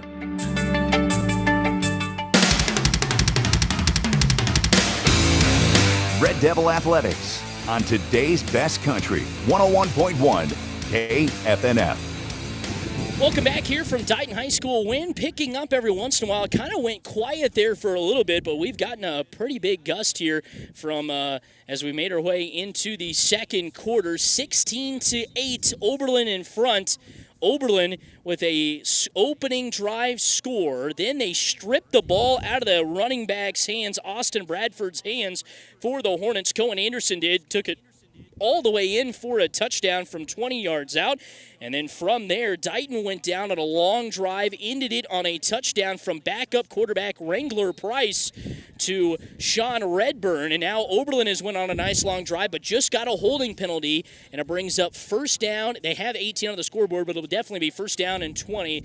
First down and 18 for the Red Devils from the 20-yard line. Brady out of the shotgun, got Josiah on his right hip, takes the snap, fakes the handoff, looking to throw, still looking, throws a deep ball into the back of the end zone. Gage Willoughby's there. It's caught for the touchdown. A 20-yard strike from Brady Gehring to Gage Willoughby, perfectly placed in the back of the end zone. And the Red Devils strike to begin quarter 2 with 11:55 to go. They lead 22-8. Great pass from Brady to Gage. Saw him slip behind the defense, and Brady Gehring putting the ball perfectly in the back of the end zone. Gage with his first reception goes for a score. He's got 3 total receptions on the year. All 3 have went for a score. So the Red Devils will go after the 2-point conversion here. 11:55 left in the second quarter. Out of the shotgun is Brady. Got Josiah on his left hip. Sowers directly behind him. Gage, the receiver, out to the far side. Takes the snap, turns, hands it off to Sowers. Off the left side, diving his way into the end zone, but he did not get it. Comes up about a yard short. And with 11:55 to go here in the first half, it is Oberlin 22, Dighton 8. This is Red Devil football. Fun in the sun is what everyone wants, and Ward Drug in Oberlin hopes you'll have safe fun in the sun this summer. Ward Drug reminds you that sunscreen is beneficial protection from those powerful rays of the sun. And if you get bugged by insects with bites, Ward Drug has you covered to soothe the itch and irritation. Got allergies from about anything these days? Ward Drug has you covered there too. You can always talk with a pharmacist to help you choose the best products for your individual needs. Ward Drug in downtown Oberlin, where they've got you covered for fun all summer long. Guess what? I finally switched to Next Tech Home Internet. I'm so excited you finally pulled the plug on your shoddy internet experience. I can't believe how easy it was. Their technician couldn't have been more helpful. Plus, he connected all the devices to the new Wi-Fi. Next Tech just does it better. You were right, as usual. Their included router and Wi-Fi Manage app are next level, and I get 3 months free. Get 1 gig home internet for $69 a month and get 3 months free. Visit next-tech.com to learn more. The Red Devils play here on today's best country, 101.1 KFNF. Red Devils lead 22-8 after Brady Gehring throws his 3rd touchdown pass of the year. All of went to Gage Willoughby. The kick will go all the way to the goal line, picked up by Johnson racing it up the middle of the field. Yes, that is Bradford. Actually thought that was an 8 that picked it up, but instead it's Bradford that got a great return back all the way across the 30 to about the 35-yard line, but there is a flag on the play. And holding going to be called on the Red Devils?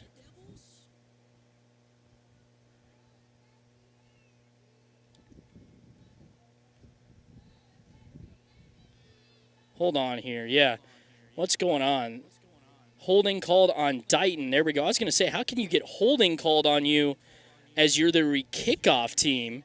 But they've got it figured out now, and that'll mark Dighton back. It was a great return all the way out to about the 28-yard line, but that'll move them all the way back to just in front of the 20 to about the 21-yard line is where they're going to mark it. And so Dighton will have first down and 10 from their own 21 here after a great return from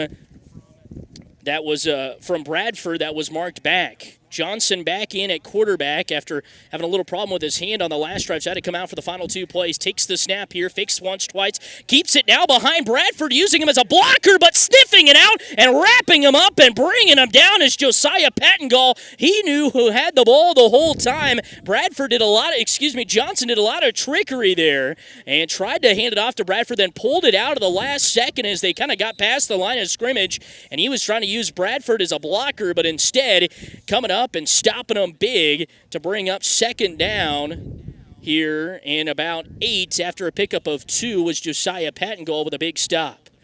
Johnson 9 carries after that one, picks up 2. He'll go out of the shotgun here. Got a receiver all over to the far side. That is Vogel, one to the near side of Redburn. He's got Bradford on his hip, in the backfield on his left hip to be exact.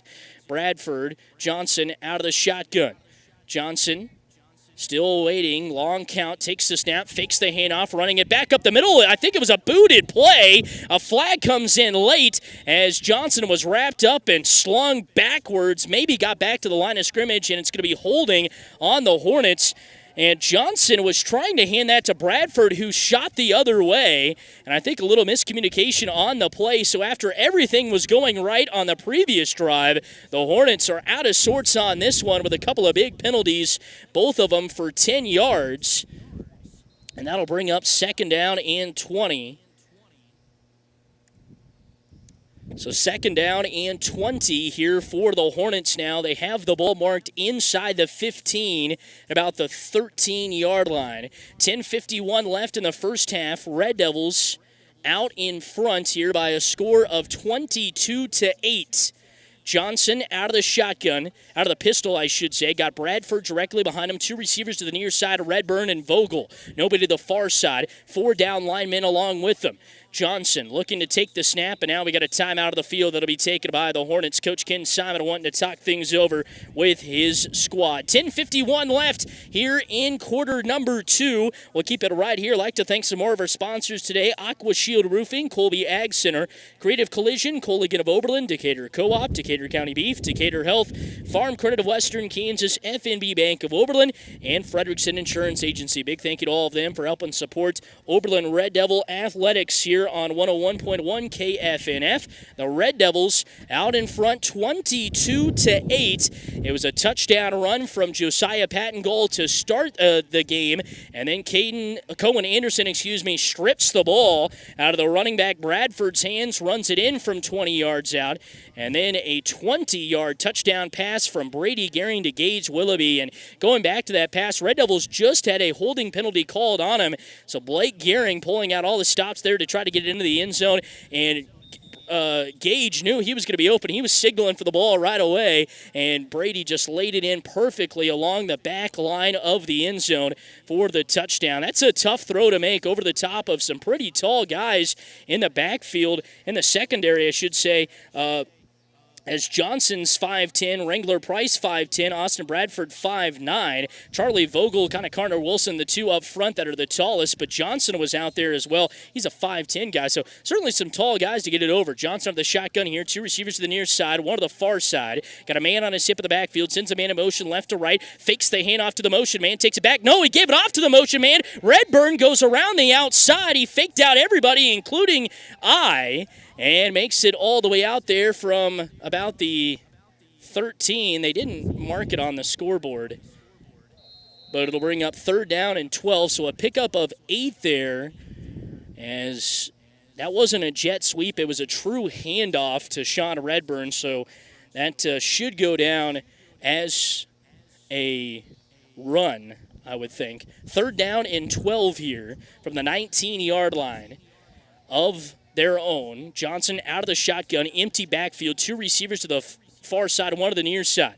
Johnson with four down linemen takes the snap. Johnson looking to throw, steps up in the pocket. Now he's going to take off and run. Brady Gehring out of his cornerback spot has come in and wraps him up and brings him down. The ball pops out. Josiah Pattengall lands on top of it, and the Red Devils might have the football unless they say he was down. No, the Red Devils got it. Brady Gehring laying the hit. It pops out of the hand of Weston Johnson, and the Red Devils will pick it up and have first down and 10 from the 26-yard line.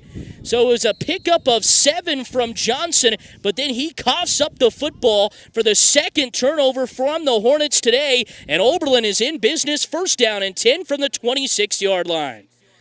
So big opportunity here. Josiah Pattengall, the one to pick up the ball. Brady Gehring doing a great job. Flew in as the corner there in that situation to make the tackle. Brady out of the shotgun here. Got Josiah on his right hip. One receiver to the near side. Willoughby split all the way out. Now it's a little jet sweep option up the middle to Caden Sowers. Just flipped it to him right away, and Sowers is able to get it across the 25, almost to the 20-yard line before he's wrapped up and brought down. 9:45 left in the first half. 22-8.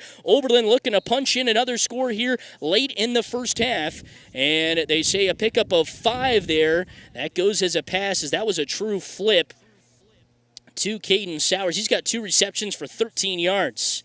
9:27 left in the first half. 22-8, Oberlin in front.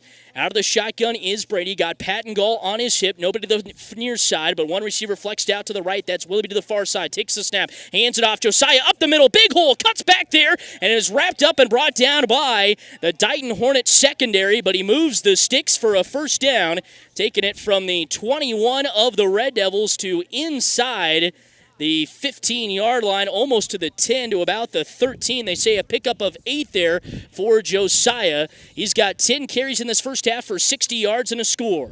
9:07 left in the first half. First down and 10 for the Red Devils from the 13-yard line of the Hornets. Red Devils trying to punch in another touchdown, have on every single offensive drive today. A little bit of a heavy set option here. Brady will take the snap, and Josiah's on his left hip, takes the snap and hands it off. Josiah cuts back to the outside, trying to get the outside before he's wrapped up and brought down there. Flags come in late. I wonder what this is going to be, as they weren't around the line of scrimmage where you would see holding. And this one might go against the Hornets. I think they're going to say holding on the Hornets. And the officials are trying to get it all sorted out. 2 flags came in as Josiah got to the 10-yard line after a pickup of about 3. And so that'll take him to about the 8. So Josiah picks up 3, gets it to the 8-yard line, and turns out to just be about a 5-yard penalty there for the Hornets. But is enough to put the Red Devils in a first down and goal to go situation. First and goal for the Red Devils from the 5-yard line. Brady to the shotgun, got Josiah on his right hip. Wasson, the tight end, flexed off to the right. Takes the snap, hands it off. Josiah is met right at the line of scrimmage, maybe even pushed backwards. Yes, I think he was. And he was pushed back far backwards, maybe about a loss of 1. That's what they're going to say, loss of 1 or 2. It'll bring up second down and goal. And the Hornets stacked the box very well there. And they just pressured the front line of the Red Devils and stopped Josiah dead in his tracks here. It'll bring up second down and goal, loss of 2 for Joe.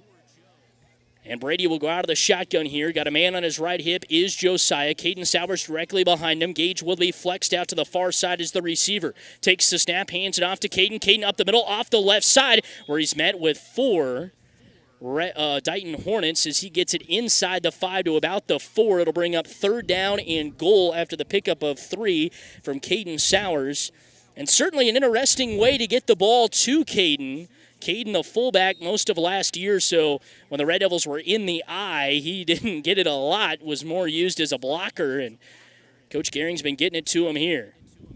So third and goal for the Red Devils from the Dighton Hornet 4-yard line. See if what Coach Blake Gehring wants to do.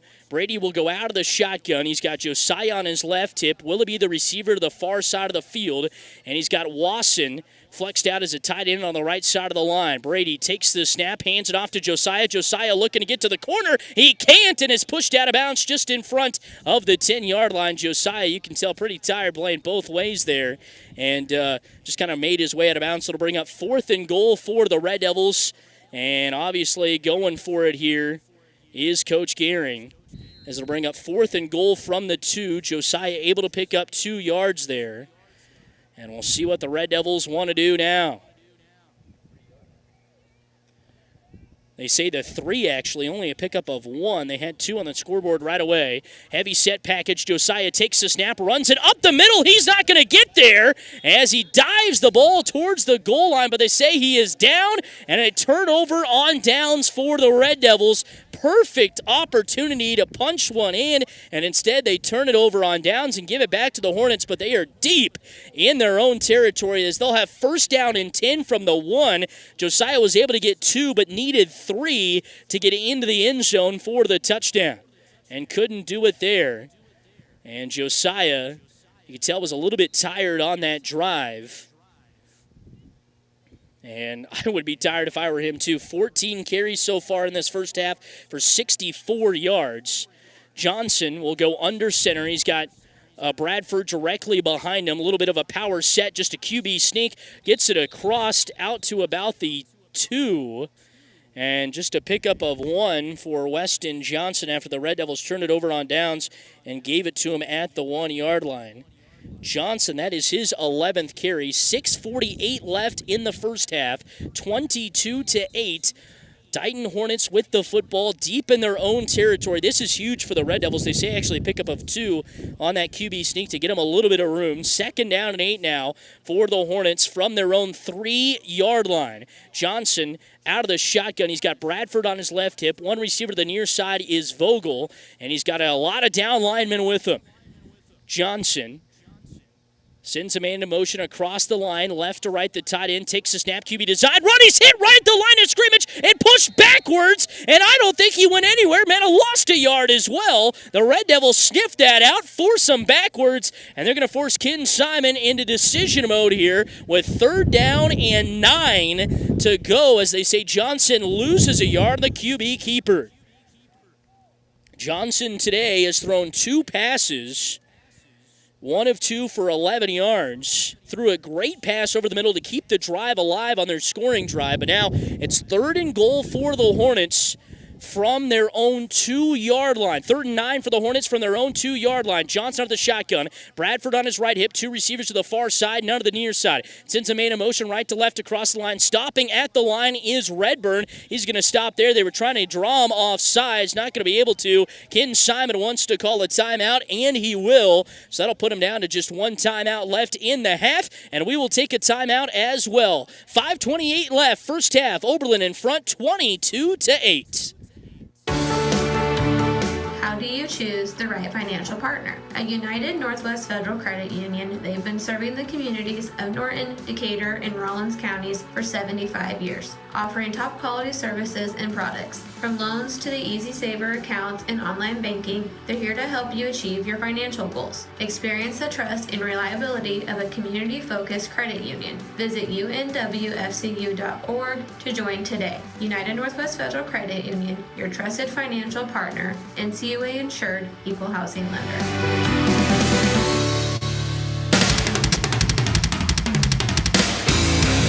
Red Devil Athletics on today's best country, 101.1 KFNF. Welcome back here from Dighton and Greeny Field, where the Hornets and the Red Devils doing a great battle on the gridiron right now. The Red Devils with a slim advantage, 22-8, but could have an even bigger advantage here after this third down play. It's 3rd down and 9 for the Hornets, backed up all the way on their own 2-yard line.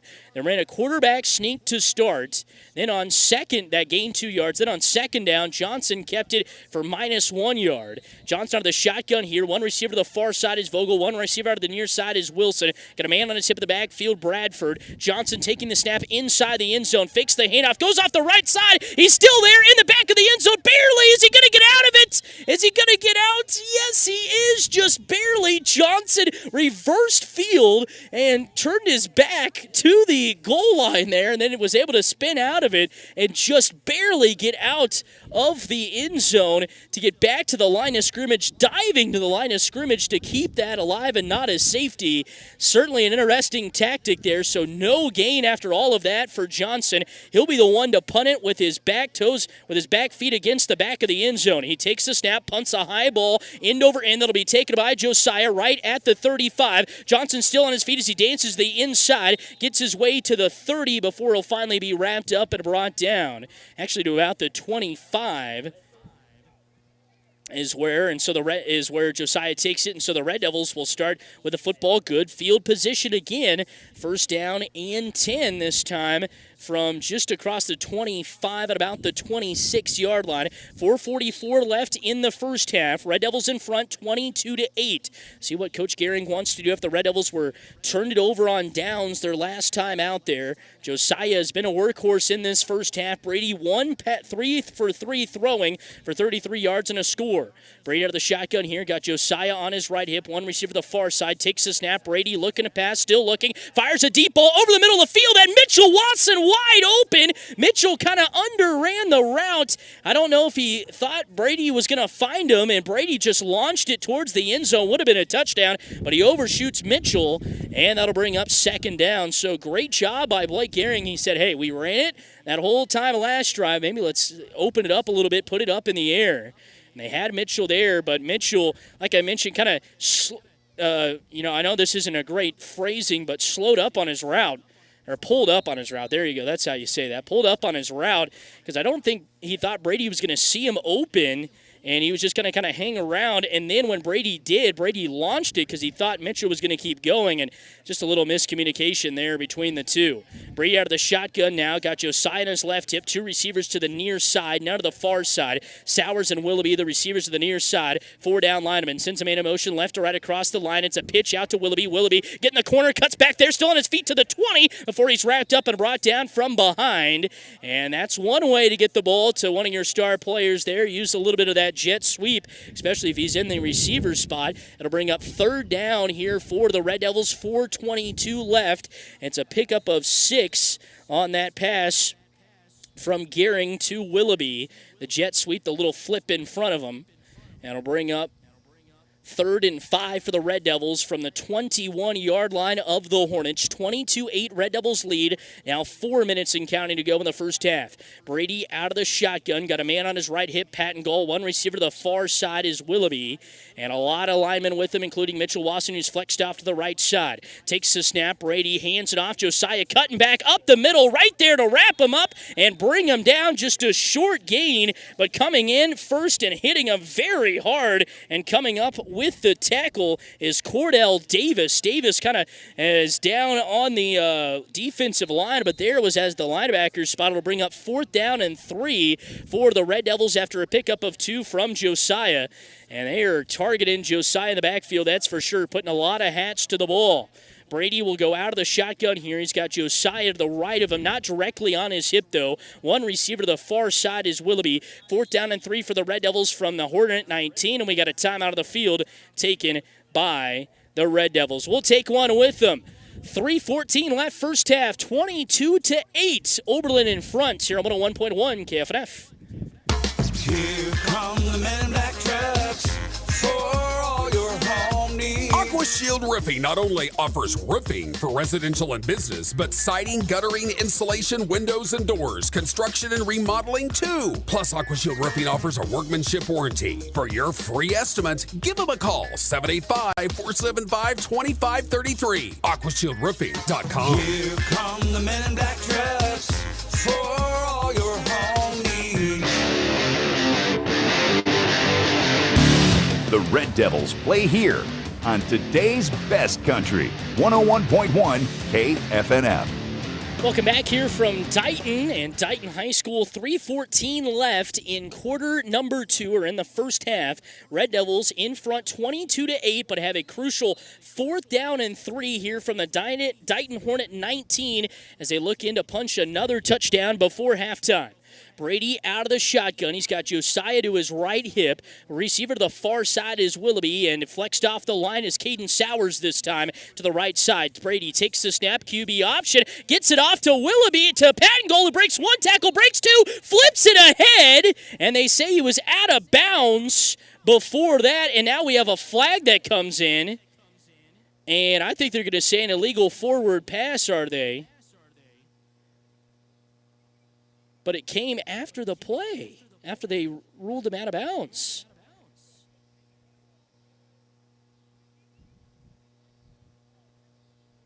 And so they're going to decline that. So, yeah, ineligible pass. They decline it, and it'll give it back. So back-to-back drives, the Red Devils have turned it over on downs. And the Hornets doing a great job of just flying to the ball. Josiah was able to get back to the line of scrimmage there, but was stopped, and they're just flying to him. Josiah had back-to-back carries for 8 yards. Since then, hasn't had a carry go over 3. And so it'll be 1st down and 10 for the Hornets from their own 19, 3:08 left here in the first half. Johnson out of the shotgun, man on either hip, takes a snap. No, it's a fumbled snap on the grass. And do the Red Devils have it? No, they say the Hornets got it. Johnson, I think, was the one to stumble on top of it and get the football as it was a botched snap. And it'll bring up 2nd down and 12 after Johnson falls on it. His last 3 carries have went for -3 yards. 2:44 left in the first half. 22-8, Red Devils in front. 2nd down and 12 now for the Hornets from their own 17-yard line. Time ticking away. It's going to be tough for the Red Devils to get the ball back here. Johnson out of the shotgun. He's got Redburn on his right hip. 2 receivers to the far side of the field. Johnson takes the snap, hands it off to Bradford. Bradford wrapped up and brought down right at the line of scrimmage, maybe in backwards. Yes, they're going to say for a loss. How about that? The Red Devils fly in and wrap up the running back, Austin Bradford, and send him backwards. And that'll bring up 3rd down and 13 after the loss of 1. That is the first time Bradford has carried the game. And we got a timeout on the field taken by the Hornets. 2:05 left in the first half. We'll keep it right here, 22-8.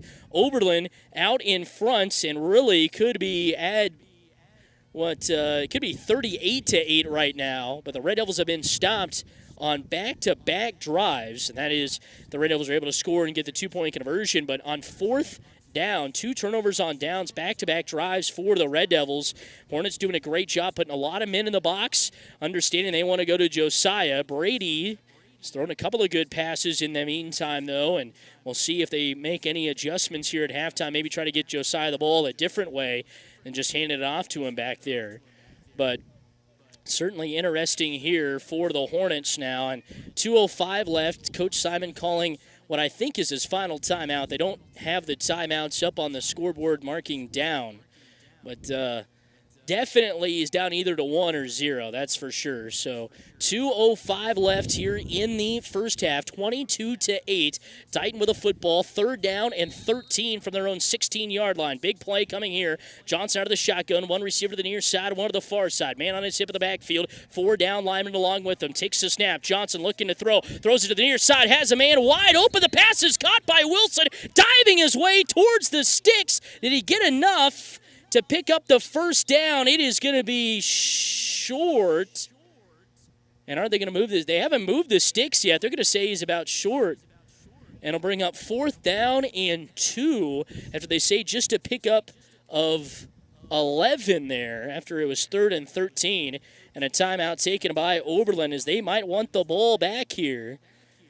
As Wilson comes up with the catch as the tight end. 1:54 left in the first half. I'd like to thank some more of our sponsors today. Kitchen Solvers in McCook, Next Tech, Nutrient Ag Solutions of Oberlin, Ray's Grocery, The Bank in downtown Oberlin, United Northwest Federal Credit Union, and Ward Drug Store. Big thank you to all of them for helping support Oberlin Athletics here on 101.1 KFNF. 4th and 2 for the Hornets from their own 27. And this is a big-time opportunity here, and we'll see what Coach Ken Simon wants to do. At 4th and 2 from the 27, you don't get it. You give the Red Devils a short field with short time to go. Obviously, they'd have to really speed things up and get down the field and score, but still significantly shorter of a field unless you pooch kick this one kind of all the way down to the other territory, and then the Red Devils would have to make a decision whether they really wanted to go down and try to score before the half as well. Johnson will go out of the shotgun here, out of the timeout. Man on his hip of the backfield, 1 receiver to the near side. Johnson sends a man in motion across the line. That's the tight end. Johnson trying to draw the Red Devils off sides. They stay silent and stay steady in their spots. He's still trying to get him to go off sides. They haven't done it yet. The hand is up in the air. 5 seconds left here, and there it is. The Red Devils do a great job standing tall right along the offensive line. And we got a timeout of the field taken by the Hornets, and now I would say they probably have 0 timeouts left. It's going to be interesting. I thought they only had 1 there. So, yeah, so about 0 for them. I think the Red Devils have a couple left, maybe 1 as well. 1:54 left here in quarter number 2, 22-8. 4th down and 2, and the cat and mouse game continues between Coach Simon and Coach Gehring. As the ball sits on the right hash, or just right about the right hash, maybe even closer to midfield. And they got to get 2 whole yards to get the first down. But the Red Devils have been able to stop Weston Johnson on a couple of QB keepers, and then they wrapped up Austin Bradford for a loss as well. There on his carry a couple of times ago. So 22-8 here, 1:54 left. We'll see what Coach Simon wants to do, if he wants to go for it.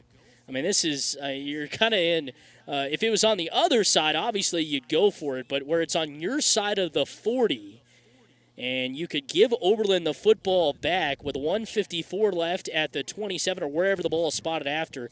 It'll be interesting. They're looking like they're going to go for it here. Johnson out of the timeout, goes out of the shotgun. One receiver to the far side, one receiver to the near. Has a man on his hip of the backfield, sends a man in motion. It's the running back, takes the snap, rolling out to his right. Johnson still looking to get the corner. He's hit out of bounds late and punished out of bounds there by Josiah Pattengall. Did he have enough to get the first down? I think they were trying to get Wilson one-on-one on the near side of the field, and he didn't pick it up, and so the Red Devils will have it first down and 10 from the 28-yard line.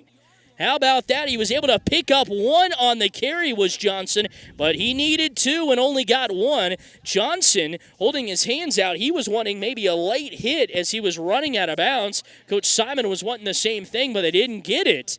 As Pattengall's hit came right as he was kind of running out of bounds, but didn't really give himself up. He was obviously going for the sticks as well.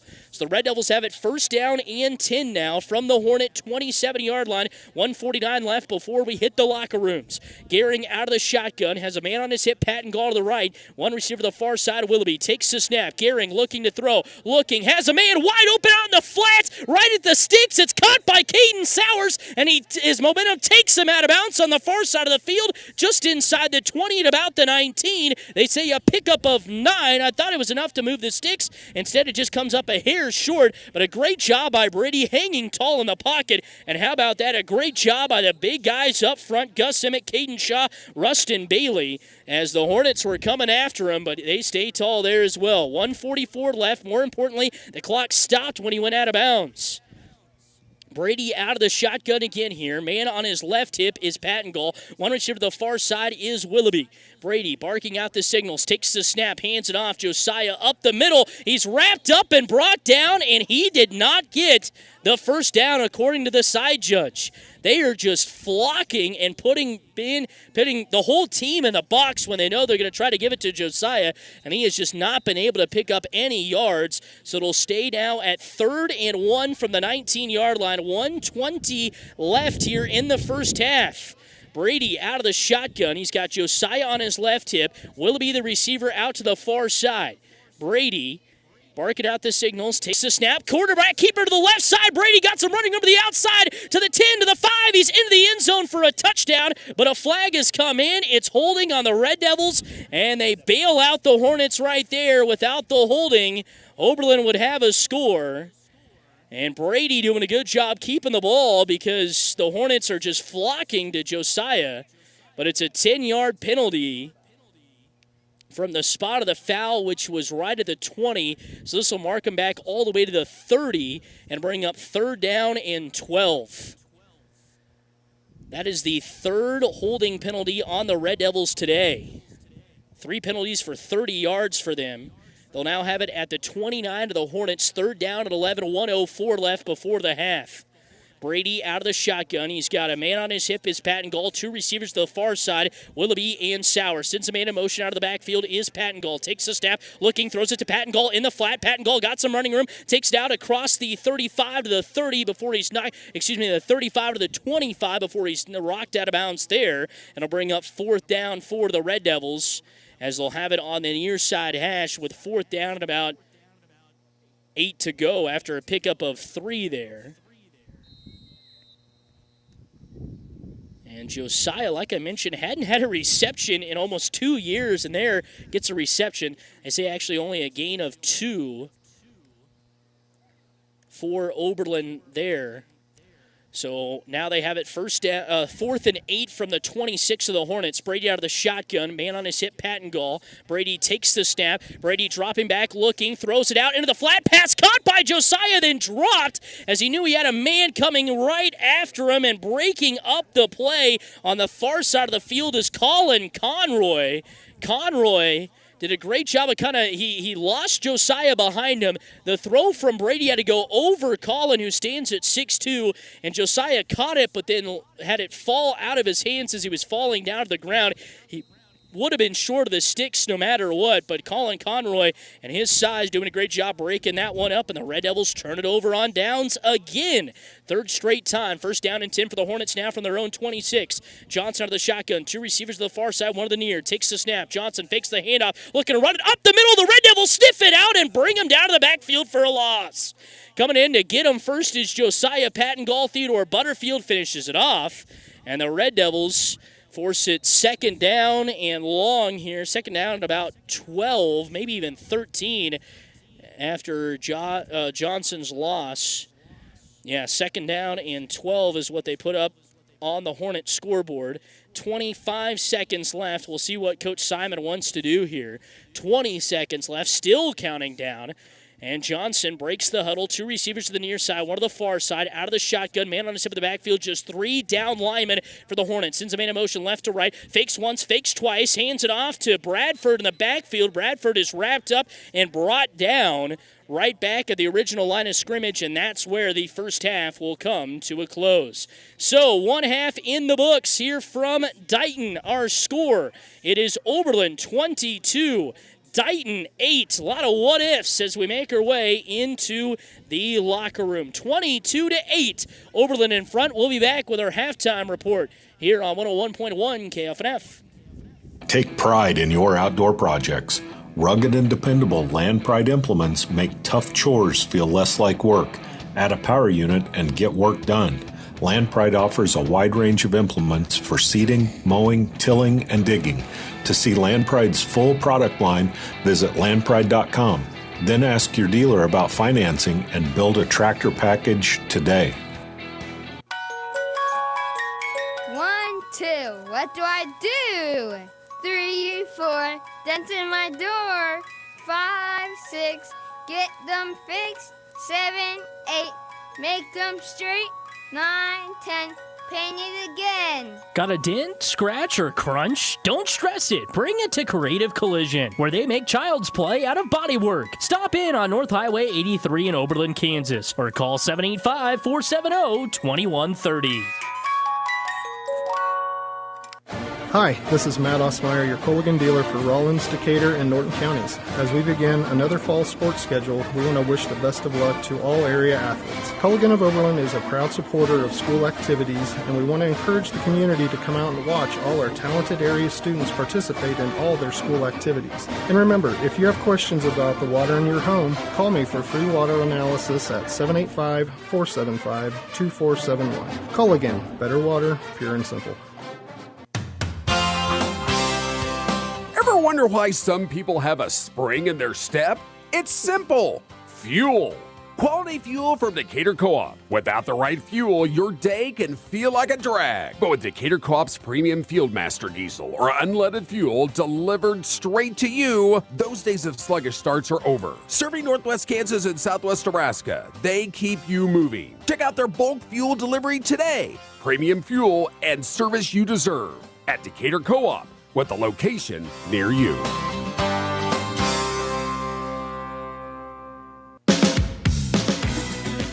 Decatur County Beef in Oberlin, Kansas wants to do business with the local farmers.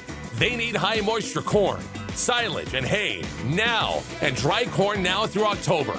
Decatur County Beef offers very competitive prices, always looking for good help. Give Decatur County Beef a call. You'll be glad you did. That's Decatur County Beef, just north of Oberlin on Highway 83.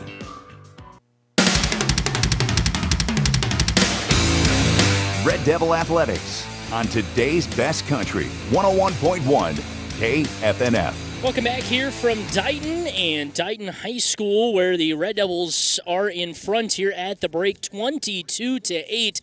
Certainly been an interesting first half. A lot of what-ifs for the Red Devils. Their final three drives of the first half, they all go turnover on downs, and a couple, the Red Devils, one, the Red Devils had it 4th and goal. The next, they had it with inside at the 20-yard line. The final one, a penalty backed them up, but got it with some good field position. So certainly some some what-ifs for the Red Devils. If they could have punched in those 3 scores there, would they, have a little bit more momentum? It feels like Dighton has got some of that momentum back after, Oberlin kind of came out explosively there to start the game, but Dighton's kind of really found out the great defensive package. They're stacking the box and really forcing Josiah to have a tough time running the football. So see if Blake Gehring wants to call on maybe Caden Sowers a little bit more, maybe try to get it to Gage a little bit more in the second half.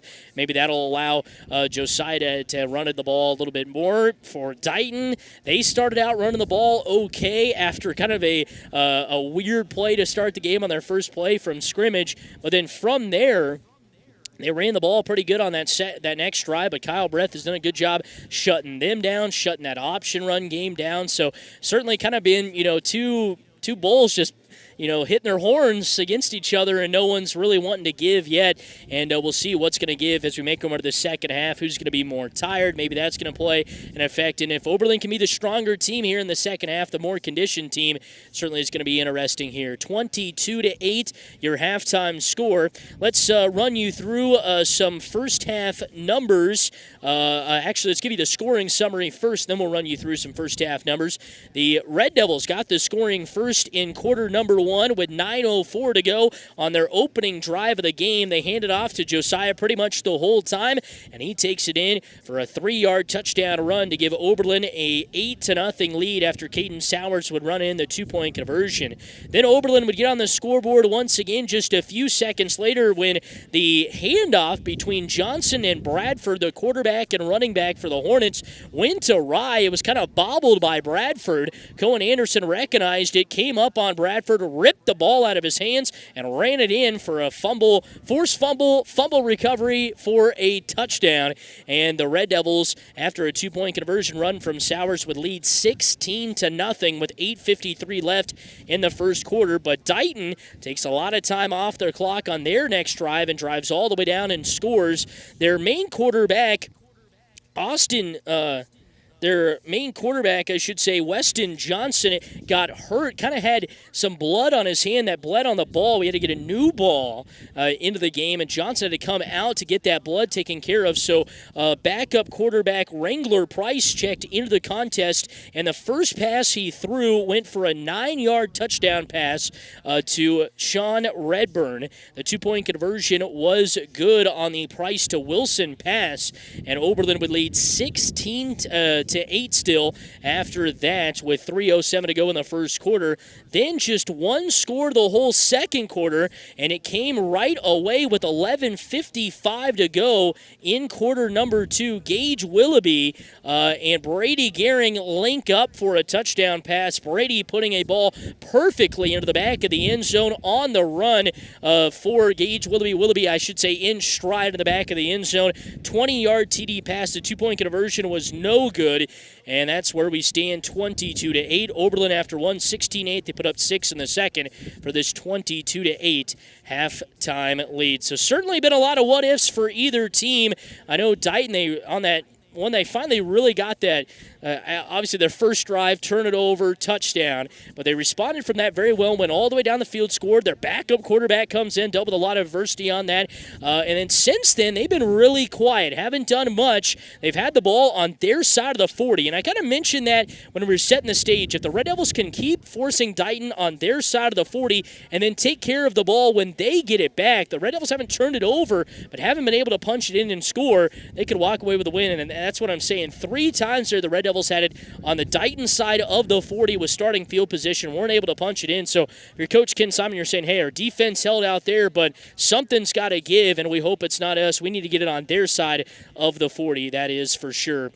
We'll take a quick break. When we come back, we'll give you some individual numbers as well to maybe take a look at some scores around the state. 22-8. Oberlin in front here at the break over the Hornets of Dighton on 101.1 KFNF.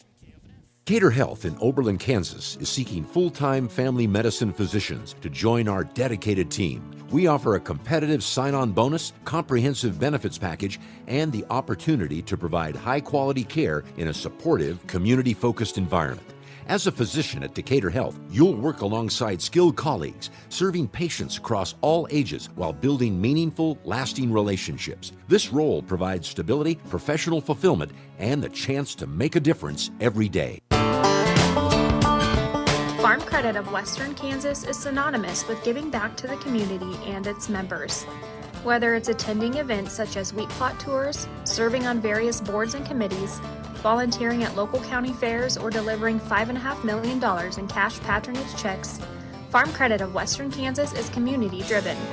Stop in at 1190 South Range in Colby or at one of our convenient outpost offices. Farm Credit of Western Kansas, financing ag for generations. At FNB Bank in Oberlin, you're getting a dedicated team of professionals who prioritize your financial needs. They offer the convenience of online and telephone banking, plus debit cards that make transactions seamless. And when they say team, they mean a tradition of trust and reliability. They're here to support you long after you open your account. So when it comes to banking, be confident knowing FNB Bank will go the extra mile for you. FNB Bank in Oberlin. Visit them online at fnbbank.com.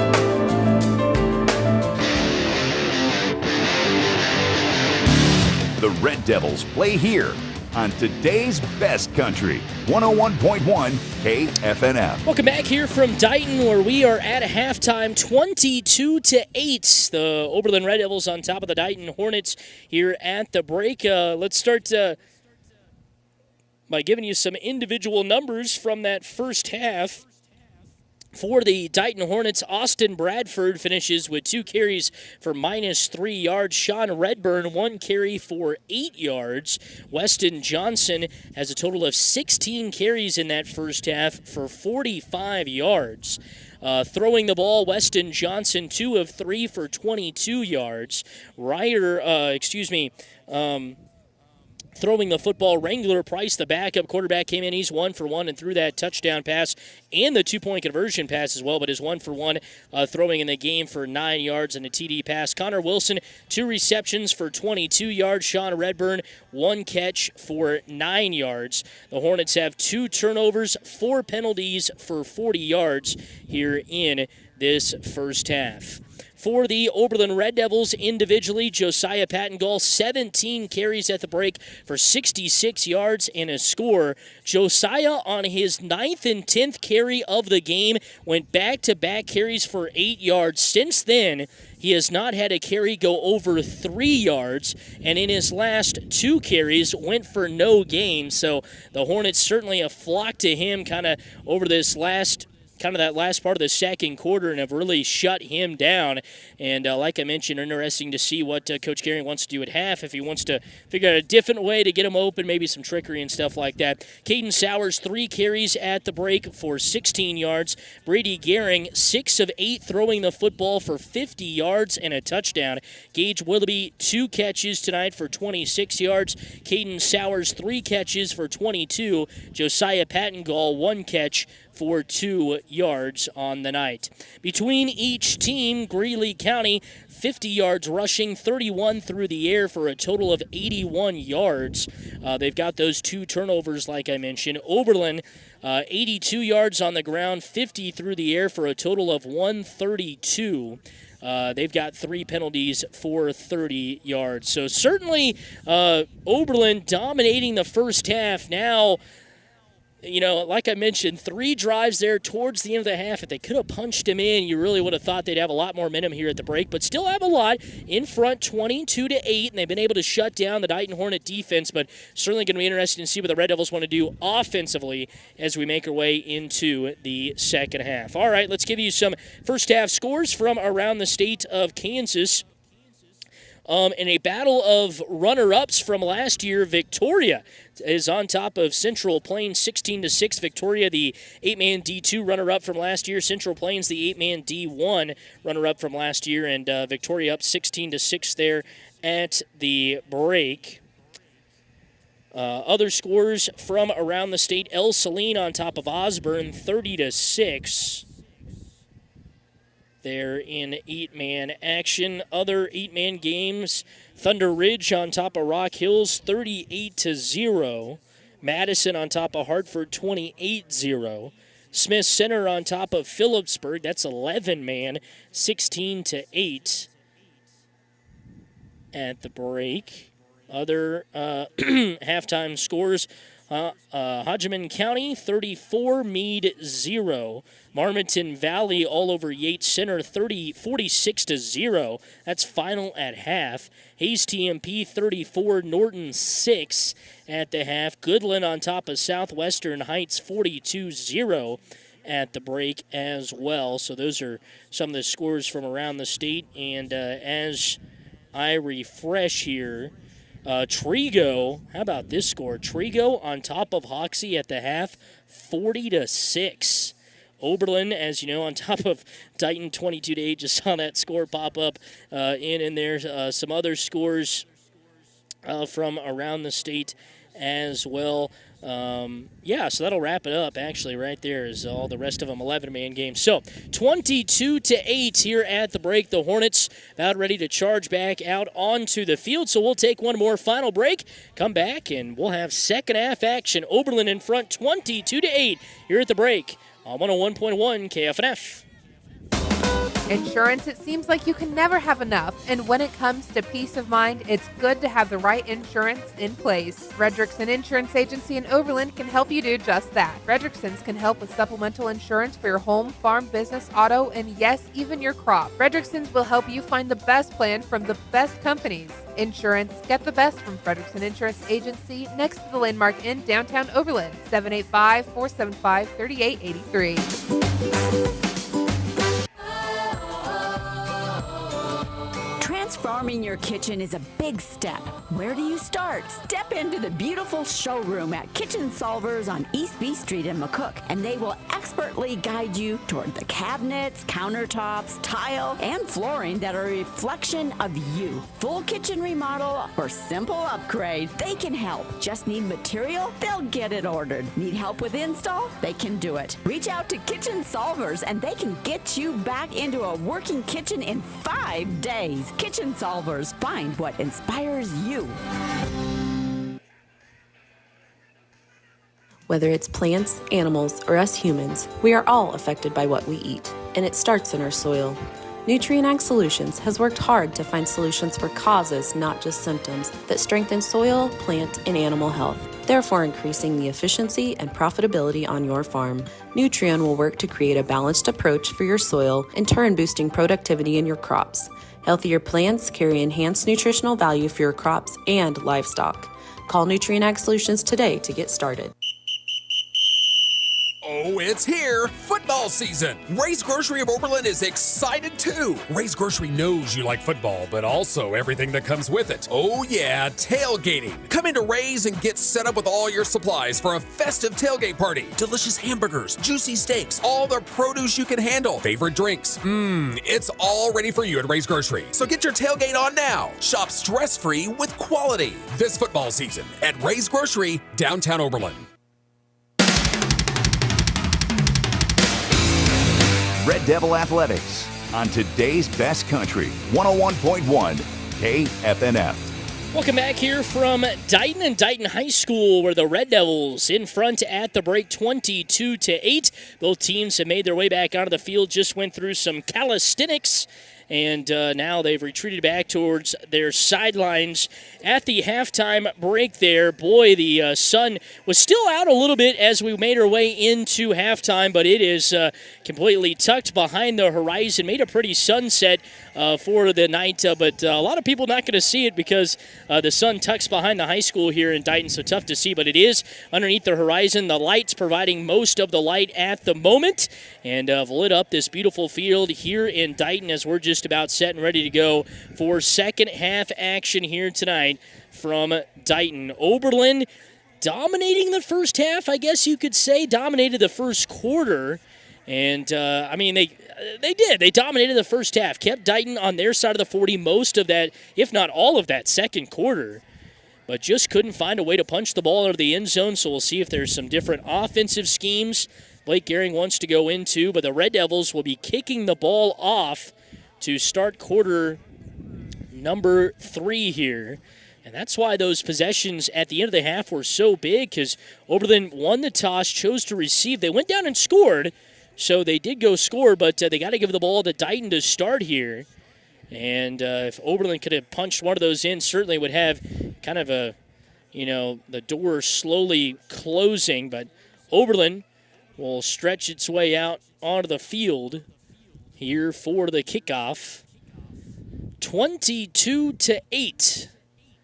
Oberlin in front here at the break, and we've got this one teed up. Gage Willoughby will be the one to kick it off, and it'll be Bradford all the way back deep at about the 10-yard line to return for the Hornets. Willoughby sticks the hand up in the air, and he walks up to the ball, now runs and boots this one away. It's an end-over-end toe kick. It'll be down at the 1 and then roll all the way into the back of the end zone. So the Hornets will start with the ball first down and 10 from their own 25-yard line.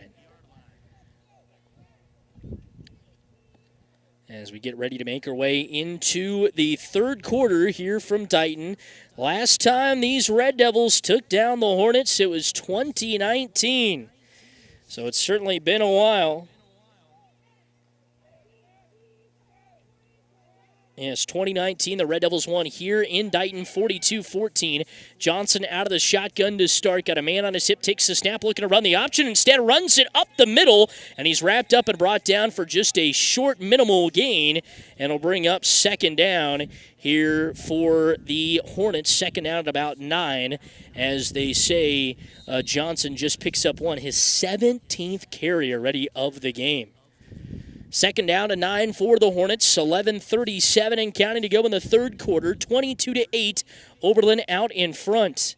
This is kind of good for the Red Devils. You remember back to last year, they played the full 4 quarters against Dighton, but in 2 of their first 3 games didn't. So kind of getting this experience right away, playing longer than a half is huge. Johnson out of the shotgun. Got a man on his hip, receiver out to either side, takes a snap, looking to throw, steps over the pocket, breaks a defender, still on his feet, breaks another tackle, and finally wrapped up and brought down across the sticks. And Weston Johnson finally showing that speed that he has been wanting to show all night long. He was looking to throw, stepped up in the pocket, and broke 3 tackles along the way to take it out across and into Red Devil territory. But hold the phone. We got a flag down. They're going to say holding called on the Hornets.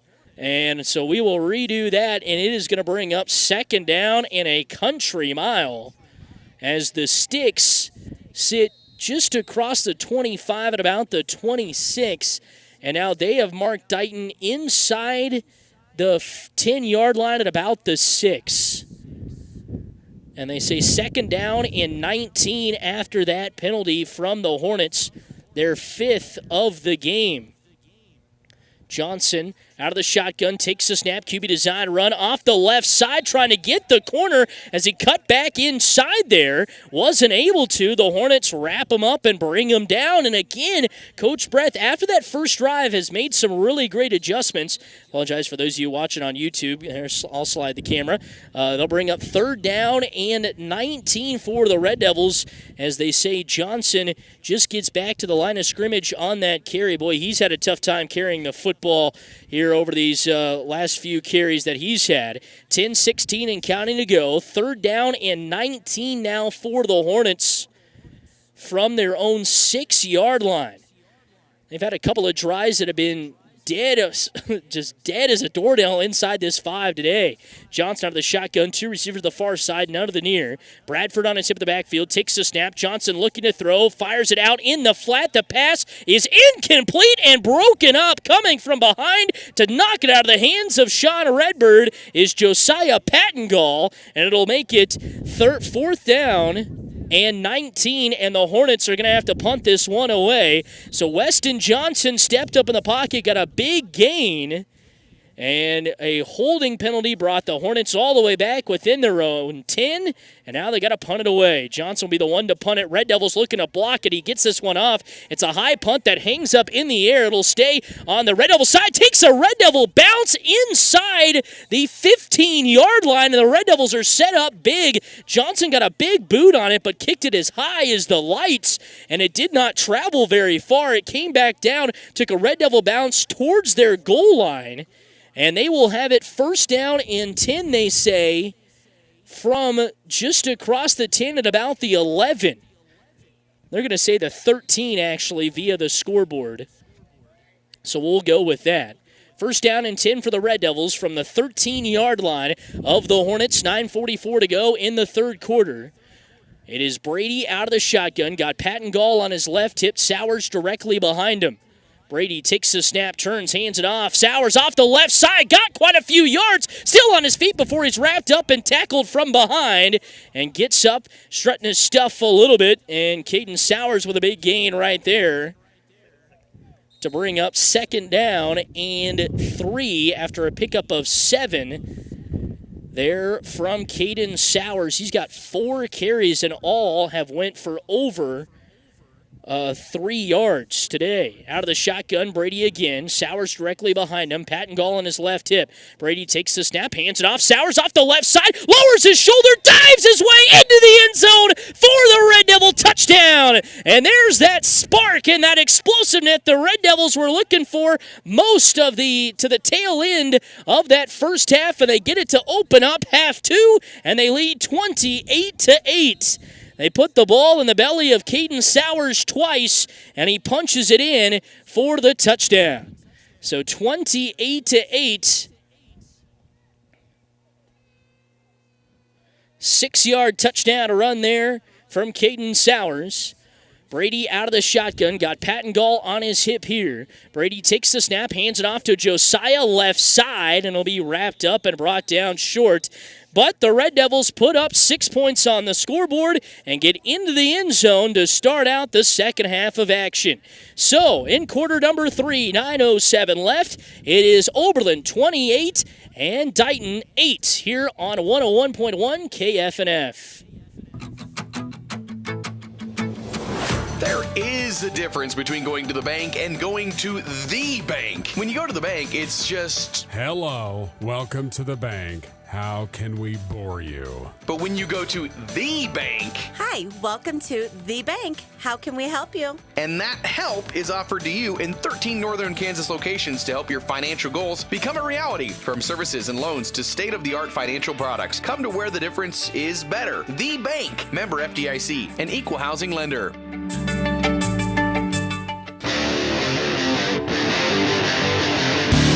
The Red Devils play here on today's best country, 101.1 KFNF. So a lucky bounce off the punt from the Hornets, and the Red Devils use that to their advantage and take the ball into the end zone for the score, 28-8, as just a couple of plays later after that punt that went sky high, like as high as the lights, I'm not kidding, off of the foot of Johnson, then went to about the 20 and bounced its way inside the 20-yard line. The Red Devils take care of the short field and lead 28-8 on the Sowers 6-yard TD run. Gage Willoughby kicks this one off, a high end-over-end spinner. That'll be taken by Bradford right at the goal line. Bradford going to the near side, trying to get the corner. He's not going to be able to, and he'll be wrapped up and brought down at the 15-yard line. Maybe he got to the 15. Bradford, that was an interesting decision. If you would have let that one go, the Hornets would have it first down and 10, about 5 yards in front of where they're at. 6 yards in front, as they say, only got out to the 14. So that'll bring up first down and 10 here for the Hornets from their own 14-yard line. They have not been across the 40 in a long while, since that second drive of the game, if I'm correct. So Dighton with the football, first down and 10. They mark it at the 15. Johnson out of the shotgun. He's got trips to the near side. No, 2 receivers to the near side. Tight. Takes the snap. He's looking to throw. Still looking. Throws a deep ball down the near side of the field, and it'll be over the head of the intended target on the near side of the field. Bradford. Johnson threw up a good deep ball there. Brady Gehring was, as they kind of had some 2 receivers stacked tight right against the line. Brady chose the wrong one because Bradford was open, but that ball just was too far, and so that'll bring up second down here for the Hornets. And Coach Ken Simon, I think, trying to get something going offensively and was trying to get with a big shot. Second down and 10 for the Hornets from their own 15. Out of the shotgun, nobody in the backfield with them is Johnson. Two receivers to the near side, one to the far side. Sends a man in motion, hands it off to Redburn. Redburn going around the outside, and he'll be wrapped up and brought down. And the Oberlin faithful across the way, giving a big cheer there. Gage Willoughby coming in. He was at the bottom of the pile, and Redburn falls down, and we got an injury timeout on the field. And Coach Kidden Simon is coming in, as they say, just a couple of yards there on the pickup. I think it's a cramp. And how about that? The official helping out Sean Redburn. Don't see that too much.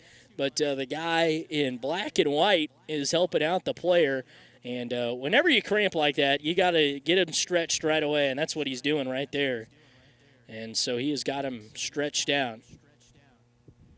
Or stretching Redburn out, I should say, as they haven't marked what it is. I'm saying 3rd and 8 coming up here for the Hornets after Redburn's carry of 2. He picked up 8 kind of on that play where it's not really a jet sweep, but they do send him in motion across the line. They hand it off to him. And then he breaks out to the far side this time, or to the near side, tries to get the corner. Got it the first time, didn't there. The athletic trainer now for the Hornets has made her way out onto the field. And so Oberlin has broke their huddle, and they're wanting to come out onto the field. 28-8, Oberlin in front by 20 here with 8:41 to go in the quarter, and Redburn still down. I think it was a cramp because he immediately went down, and the official was starting to stretch his leg. But then anytime you let it go, sometimes that leg will cramp back up, and so you got to, it's very finicky. You got to just wait it out a little bit. And with especially as how hot it was to begin the game, and Dighton wearing all black uniforms. So they've got black uniforms, black helmets, black pants, and orange, white numerals with orange piping around the outside of them. Oberlin wearing the white uniforms with the gray pants, gray helmet. 8:41 left here in quarter number 3. They say 3rd and 9, so just a pickup of 1 there for Redburn on that jet sweep, and he's carried off the field by his teammates. I think it's going to be all right. 28-8, Oberlin in front here. 8:41 left in the third quarter.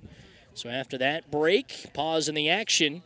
The Hornets retake to the field here. 3rd down and 9. Big play again. Can the Oberlin Red Devils get him off the field? Johnson out of the shotgun.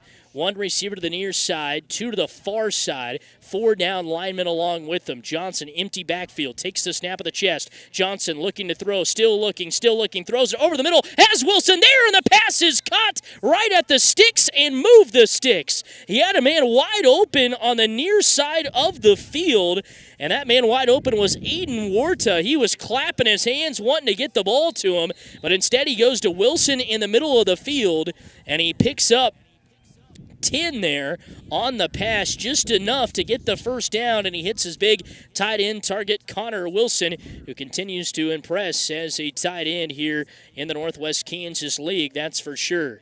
So 1st down and 10 for the Hornets, 8:14 and counting to go in the third quarter. Johnson out of the pistol, 2 receivers to the near side, none to the far, sends a man in motion right to left, fakes the handoff to Warder, pitches it out to Bradford. Bradford met there and blocked up and hit hard by Theo Butterfield. Comes in and wraps him up and brings him down. Just a short gain for Bradford on the option keeper and on the option to him.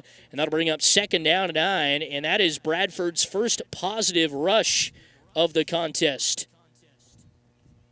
7:43 to go here in the third quarter. 2nd down and 9 for the Red Devils, for the Hornets from their own 27-yard line.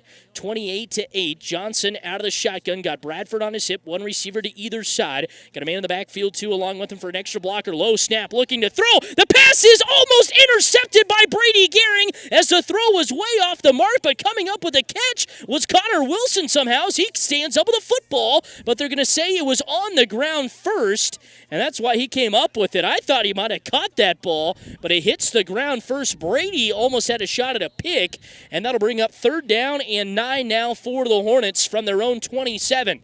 7:24 to go here in the third quarter. Johnson, empty backfield, 2 receivers to the far side, 1 to the near side. 4-down lineman takes the snap at the chest. Johnson looking to throw over the middle. The pass is picked up by Christian Smith-Titus. He's running it back up the right side. We got a flag on the play, and Smith-Titus might have had himself a touchdown. And now Caden Sowers, along with the Red Devils sideline, is having their hands out in the air. And what are we going to call here? They stopped the play completely dead after Christian Smith-Titus caught the interception. And what's the call? 3 officials are together on the right hash.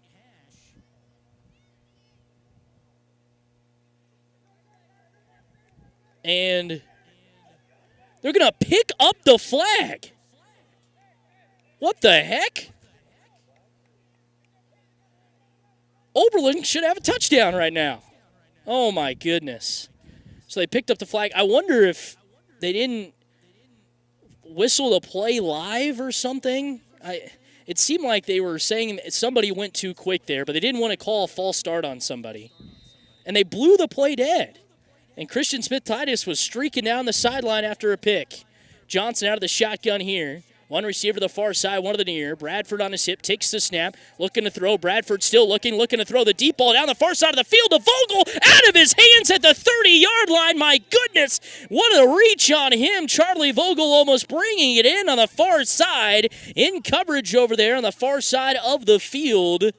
If I can see here, it looks like it was Gage Willoughby was in coverage on the far side, was streaking just a little bit behind him, and Vogel almost had the catch, but it goes through his hands, out of bounds, incomplete, and it'll bring up 4th and 9 for the Hornets from the 27. Johnson will punt this one away, and he stands right at about the 15-yard line. Johnson, high snap, and it's almost blocked by Theo Butterfield, and he angles this one out of bounds, and now a flag will come in, and this one's going to go on the Red Devils. No, and Ken Simon is out there screaming at the officials now.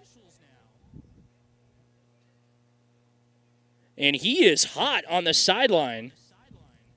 I don't know if he's hot at his players or hot at the officials.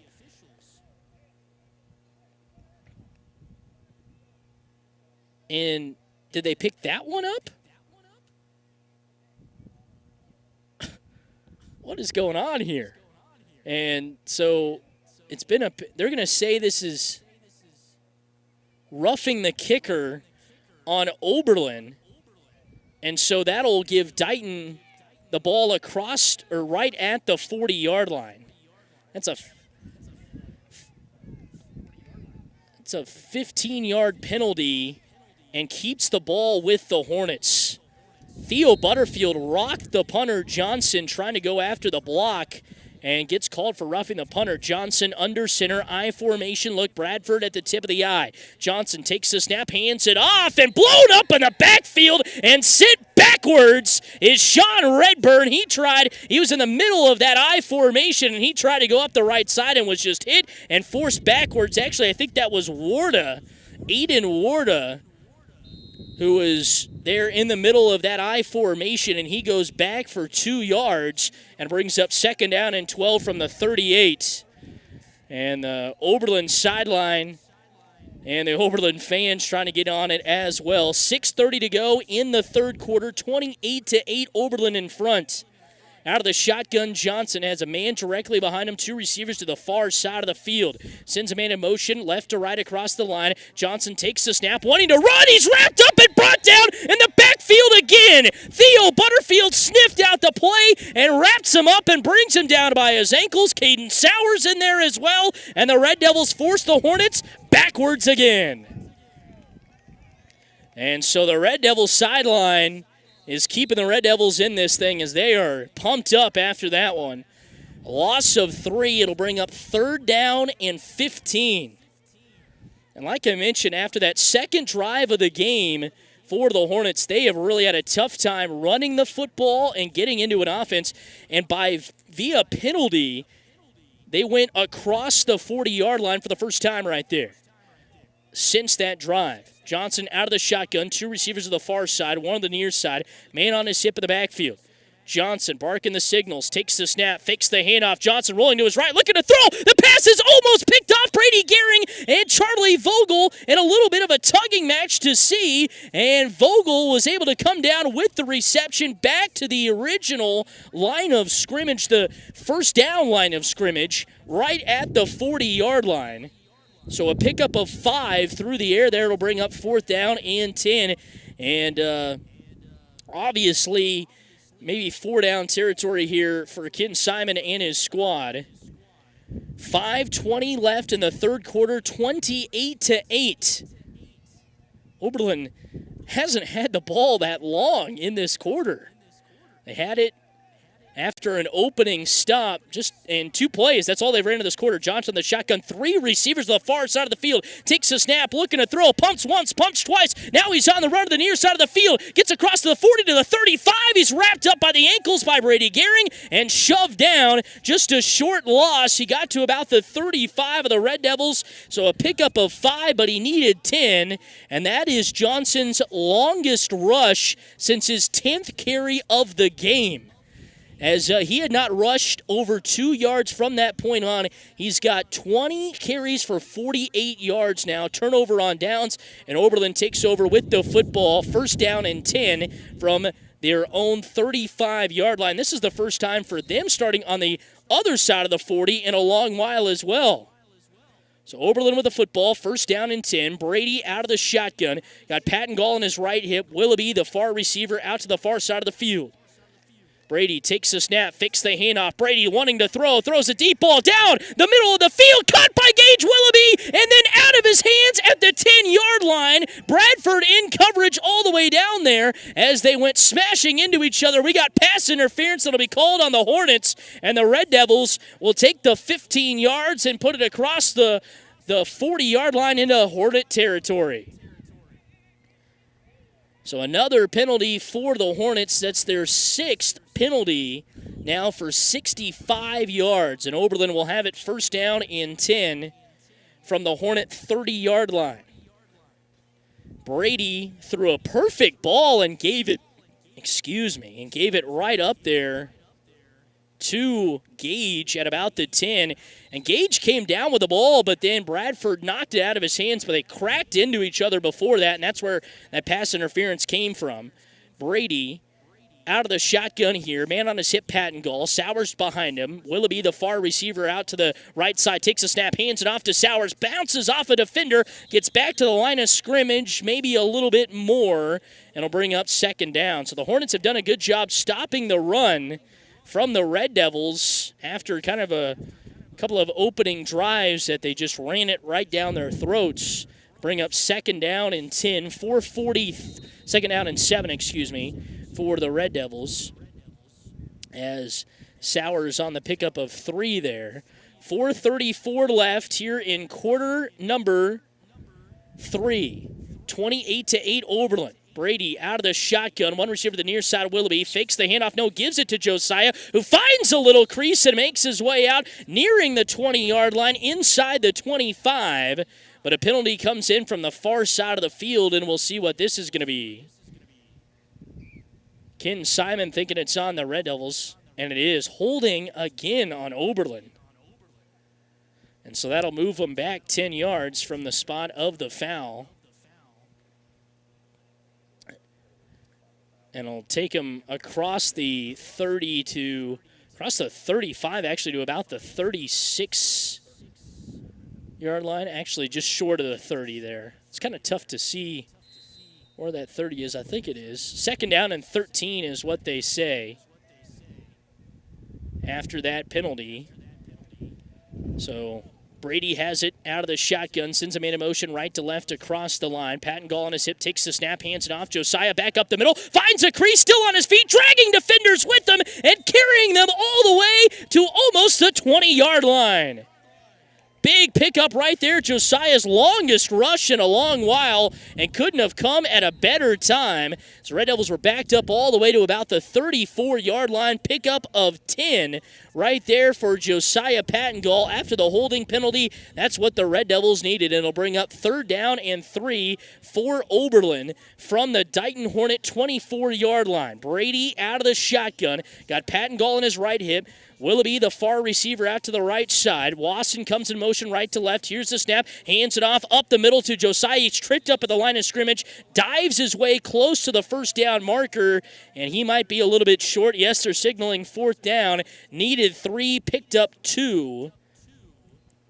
And if he carries it again, that'll be his 20th carry of the contest. 3:20 to go here in the 3rd quarter. Oberlin again faced with a 4th down. 4th and 1 from the Hornet 22-yard line. 3:11 to go in the 3rd quarter of play. Oberlin will come out in the heavy set package.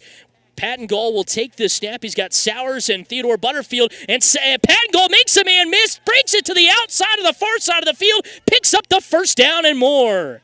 They wanted to send him to the left, but the Hornets stacked the box to the right, got back there, and Josiah able to make a man miss and pick up the 1st down. So it'll bring up 1st down and 10 for Oberlin from just inside the 20, close to the 5th. They're going to say right at the 15, actually. So pickup of 7 on 4th and 1 for the Red Devils there. Brady out of the shotgun, got Josiah on his right hip. Willoughby, the receiver, out to the far side of the field. Brady takes the snap, fakes the handoff. Brady looking to throw, throws it up into the end zone, caught by Gage Willoughby for his 2nd touchdown of the game. This one from 15 yards out. Brady throws it over the top of the linebacker and squeezes it in there for another touchdown. And the Red Devils lead 34-8 with 2:36 to go in the 3rd quarter. And you knew it had to be coming, that little slant pattern over the middle. Brady just throwing it up for grabs in the middle of the field, and Gage Willoughby coming down with a nice acrobatic catch. And that one coming from 15 yards out. Brady throwing now 7 of 9 for 65 yards. Gage Willoughby, 3 catches for 2 touchdowns. Brady takes the snap and hands it off here to Josiah, who cuts back and comes up short of getting the 2-point conversion. But the Red Devils add on to their lead. It's now 34-6 with 2:36 left in the 3rd quarter. We'll take a break and come back with more Red Devil football here from Dighton, where the Red Devils lead once again 34-6. In the sun is what everyone wants, and Ward Drug in Oberlin hopes you'll have safe fun in the sun this summer. Ward Drug reminds you that sunscreen is beneficial protection from those powerful rays of the sun. And if you get bugged by insects with bites, Ward Drug has you covered to soothe the itch and irritation. Got allergies from about anything these days? Ward Drug has you covered there too. You can always talk with a pharmacist to help you choose the best products for your individual needs. Ward Drug in downtown Oberlin, where they've got you covered for fun all summer long.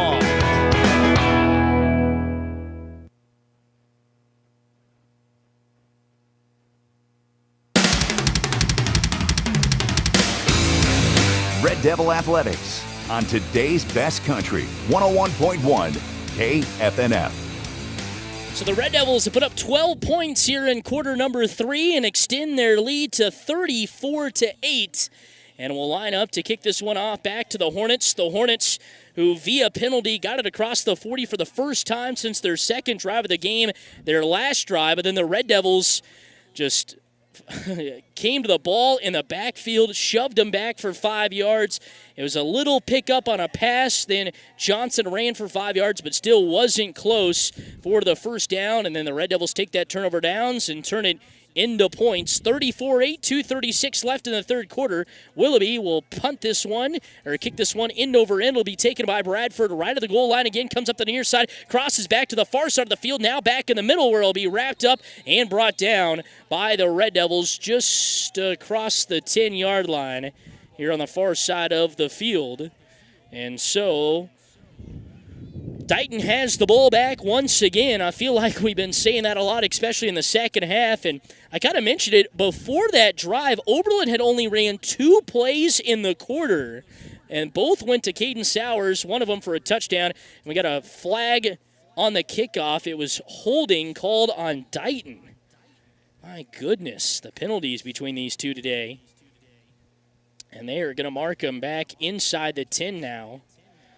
So that'll be a 10-yard penalty on Dighton. That is Dighton's 7th penalty for 75 yards. Oberlin with 5 for 55. That's 12 penalties in the contest between each team. So Dighton back with a football. First down and 10 from the 6-yard line. Oberlin has been so good against opponents this year. I know it's only been 2, but when they're backed up inside their own 5, Johnson out of the shotgun, man on either hip, takes the snap, fakes the handoff. Now he's looking to run, cuts back, and the ball comes out on the turf. He's able to wrap it up and pick it back up and get back to the line of scrimmage with the help of the fumble, or else he might have lost a yard. And they say maybe he lost about an inch or 2, and it'll bring up 2nd down and 10. Yeah, 2nd and a long 10. They're going to say 11 on the scoreboard. So Johnson losing a yard there, and it'll bring up 2nd down at 11 from the 5-yard line of the Hornets here. 1:56 and counted to go in the third quarter. 34-8, Oberlin out in front. Put up 12 points here in this quarter after kind of a silent second quarter. Johnson out of the shotgun, man on his hip, 2 receivers to the far side, none of the near. Johnson sends man in motion, fakes once, fakes twice, and he's wrapped up and brought down. He faked to the jet man in motion, and right there to wrap him up and bring him down were the Red Devils coming from the near side. DN spot Theo Butterfield, Caden Sowers in there as well. I think it was one of those 2 that came up with a tackle, and it'll bring up 3rd down and 13 now after the loss of 1. So they say a loss of 1. Actually, they're going to say a loss of 2 there. Loss of 2. 3rd down and 13 now for the Hornets. 1-0, now under a minute left here in quarter number 3. 58 seconds. Johnson out of the shotgun will take the snap in the end zone. Got Bradford on his right hip, 2 receivers to the near side, none to the far. Sends a man in motion left to right across the line. Takes the snap. Johnson wrapped up and brought down to the backfield. Is he in the end zone for a safety? No, they're going to say he just got back to the line of scrimmage. The whole Oberlin defense and fans were signaling safety, but it's going to be just short, and they're going to have it 4th down and 14 from just out in front of the goal line, and my goodness, Dighton got lucky there. 4th and 16 now. Loss of 3. And Johnson will punt this one away from the back of the end zone. He muffs the snap, is able to pick it back up. He boots it away. The ball will bounce at about the 20 and be fielded there or inside the 20 at the 15. And Oberlin is in business again. With 5 seconds to go in the third quarter, Oberlin will get the ball back and have a chance to add on to their lead here. 34-8, Oberlin, and they have just dominated this whole game.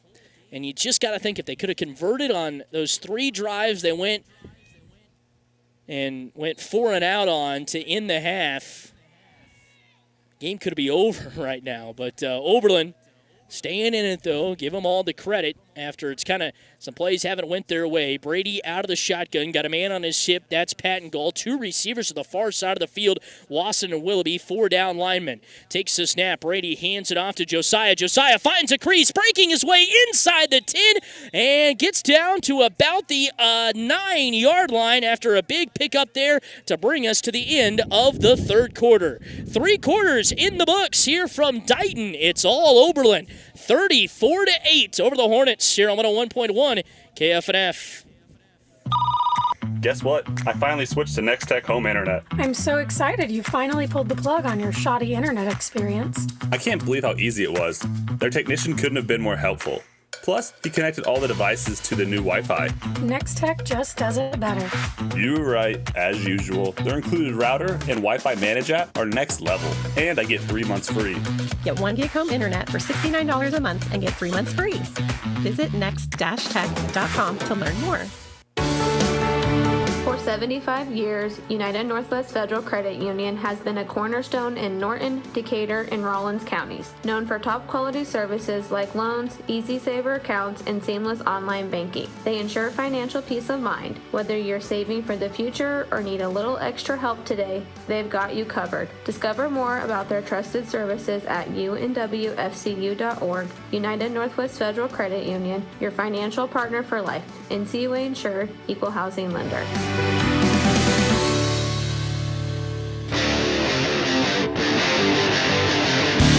The Red Devils play here on today's best country, 101.1 KFNF. 34-8 as we make our way into the final quarter here from Dighton, where we could see the full quarter or we could see a little part of it. Oberlin in front 34-8, and they've got the ball for second down and 4 from the Hornet 8-yard line after the Red Devils forced them a holding penalty on the kickoff, forced them back with inside their own 5. The Red Devils forced them all the way to the 1, almost came up with a safety.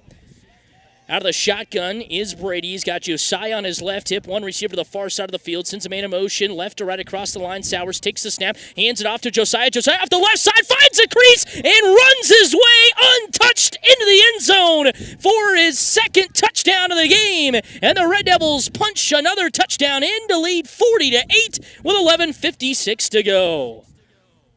Josiah Pattengall in his 22nd carry.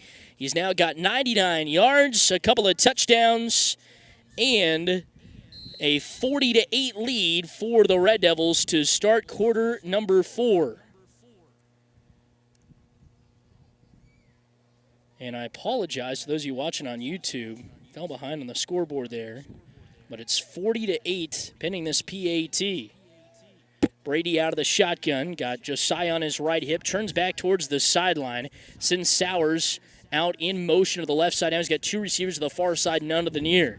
Brady looking to take the snap. He does. Runs it over the right side. Bottled up there. Punching the legs. And he's going to come up just a bit short. About a length of the football away from getting in for the 2-point conversion. But we make our way into more into the fourth quarter, I should say. 11:56 to go in the ball game. Oberlin in front 40-8. Here on 101.1 KFNF.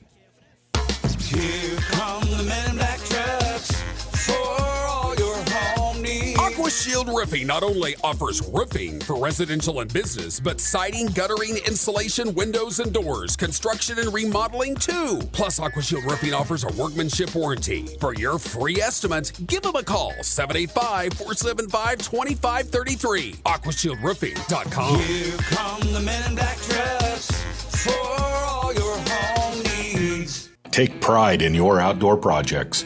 Rugged and dependable Land Pride implements make tough chores feel less like work.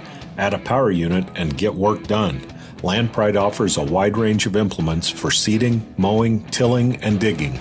To see Land Pride's full product line, visit landpride.com. Then ask your dealer about financing and build a tractor package today.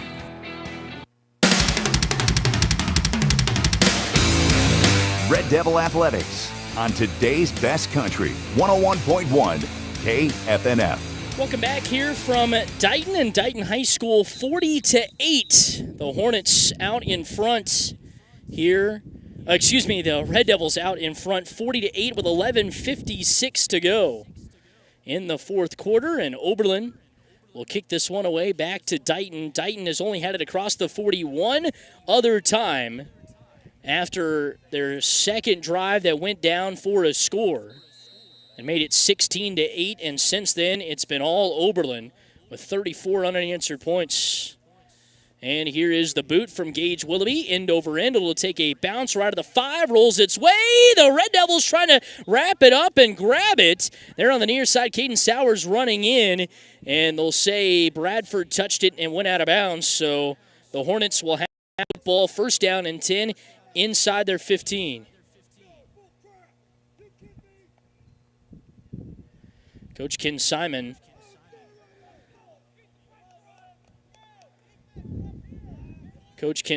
not liking the call there as Sowers went to dive to get it out of the field of play. And I think Coach Simon is saying that still should be a penalty, kick out of bounds. but instead they mark it first down and 10 for the Hornets inside the 15 of the 14-yard line. And Coach Simon just wanting to get some extra yardage as the back of his offense has been right up against the goal line pretty much ever since that second drive of the game. Out of the shotgun, Johnson got a man on his hip. One receiver to the far side, one to the receiver to the near side. Johnson barking the signals, takes the snap, hands it off. Bradford wrapped up and brought down to the line of scrimmage. And maybe he got a half an inch. And no, they just say right back at the line of scrimmage. Bradford now 4 carries for him for still negative 2 yards. It'll bring up second down and a long 10 here for the Hornets. 11:30 and counting to go in the fourth quarter of play. Hornets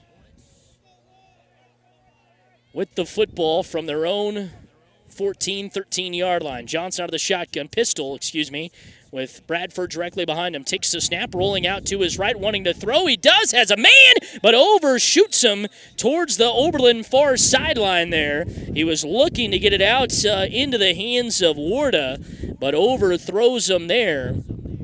And now 4 of 9 of the game is Johnson for 37 yards. 11:10 to go in the fourth quarter as the clock stops. Third down and 11 now. Johnson getting the play from Coach Simon. He will give it off. The Red Devil defense, ever since that second drive, has pitched a shutout from the first quarter on. Third down at 11 here. Johnson out of the shotgun. 2 receivers to the near side. One to the far. Man on his hip of the backfield. Sends a man in motion. Left to right across the line. Takes a snap. Fakes the handoff. He's in trouble. Flushed out of the pocket. Rolling to the right. He's at the 10 to the 15 to the 20. Still on his feet there and hurdles his way to the sticks. Are they going to give it to him? No. The spot is going to give him about a half yard short. And it'll bring up fourth down and decision time for Ken Simon. And if you're Coach Simon, I think you go for it. It's about the length of the football. So it'll bring up fourth down and 1 after a big pickup of 9 yards there for Weston Johnson. And that 1 yard that they need to get, yeah, it is a true 1 yard that they need to get here. 4th and 1 for the Hornets from their own 23. Johnson will go under center, I formation look. Warda between him and Bradford, who's at the tip of the eye. Barking out this signal, trying to get the Red Devils to go off. Now he's dropping back to pass. He's wrapped up and brought down and pushed away by Theo Butterfield. Forward progress will give the Red Devils the football at the 19-yard line. The Red Devils stacked the box, rushed the offensive line, and no chance did Johnson have of trying to get that play off. And so with 10:59 to go, Oberlin will have the football back here, first down and 10 from inside the 20 at about the 19-yard line. So it'll be a loss of 4 there from the Hornets. Theo Butterfield just bull rushed his lineman, got past him, and just put Johnson in a big bear hug right away. Forward progress got him out there.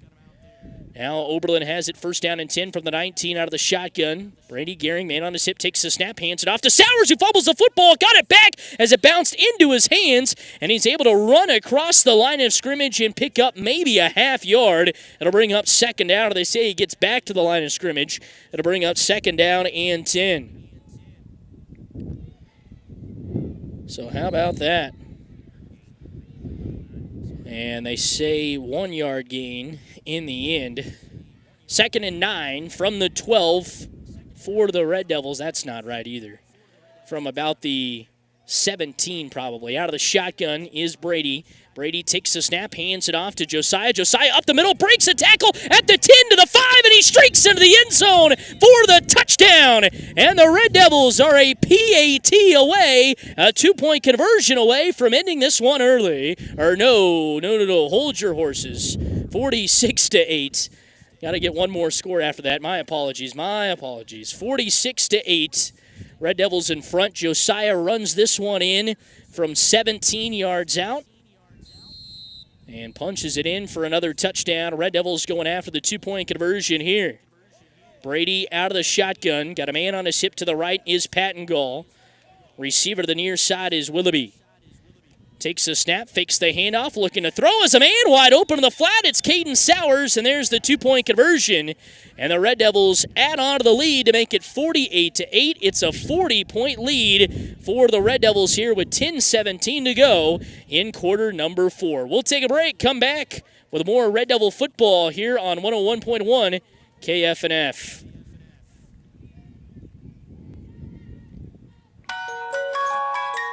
One, two, what do I do? 3, 4, dent in my door. 5, 6, get them fixed. 7, 8, make them straight.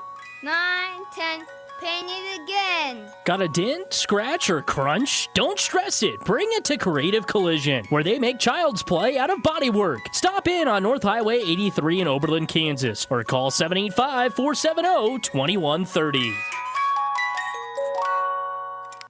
Hi, this is Matt Osmeyer, your Culligan dealer for Rollins, Decatur, and Norton counties. As we begin another fall sports schedule, we want to wish the best of luck to all area athletes. Culligan of Oberlin is a proud supporter of school activities, and we want to encourage the community to come out and watch all our talented area students participate in all their school activities. And remember, if you have questions about the water in your home, call me for free water analysis at 785-475-2471. Culligan, better water, pure and simple.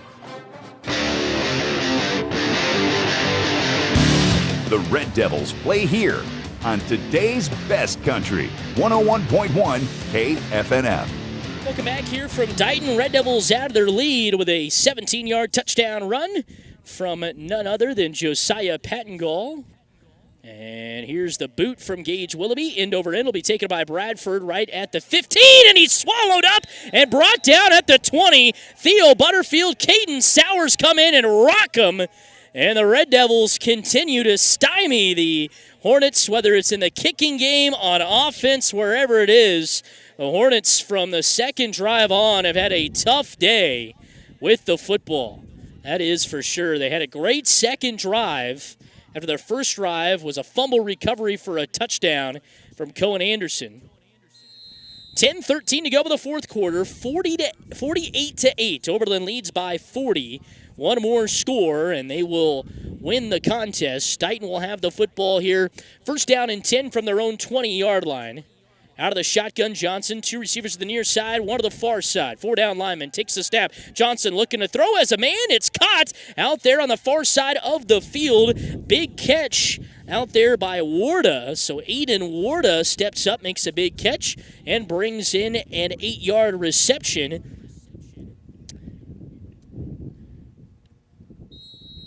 And it'll bring up actually just a 7-yard reception.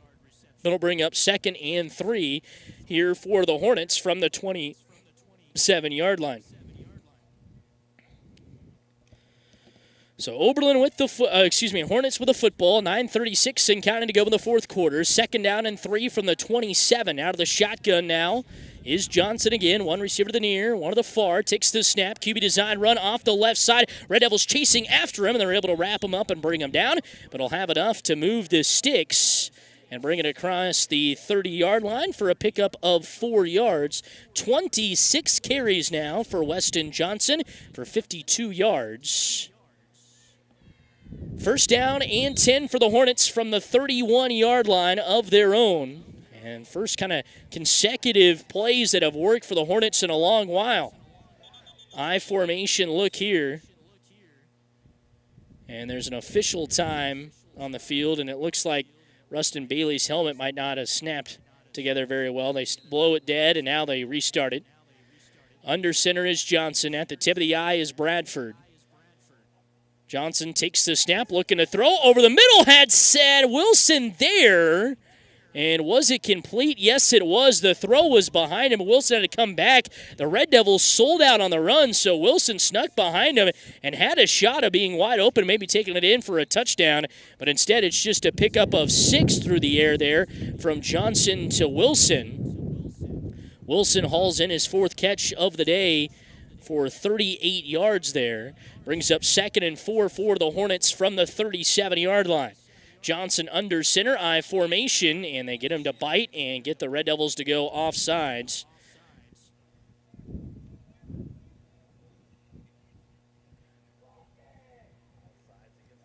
And so the Red Devils, well, the yardage will move the Hornets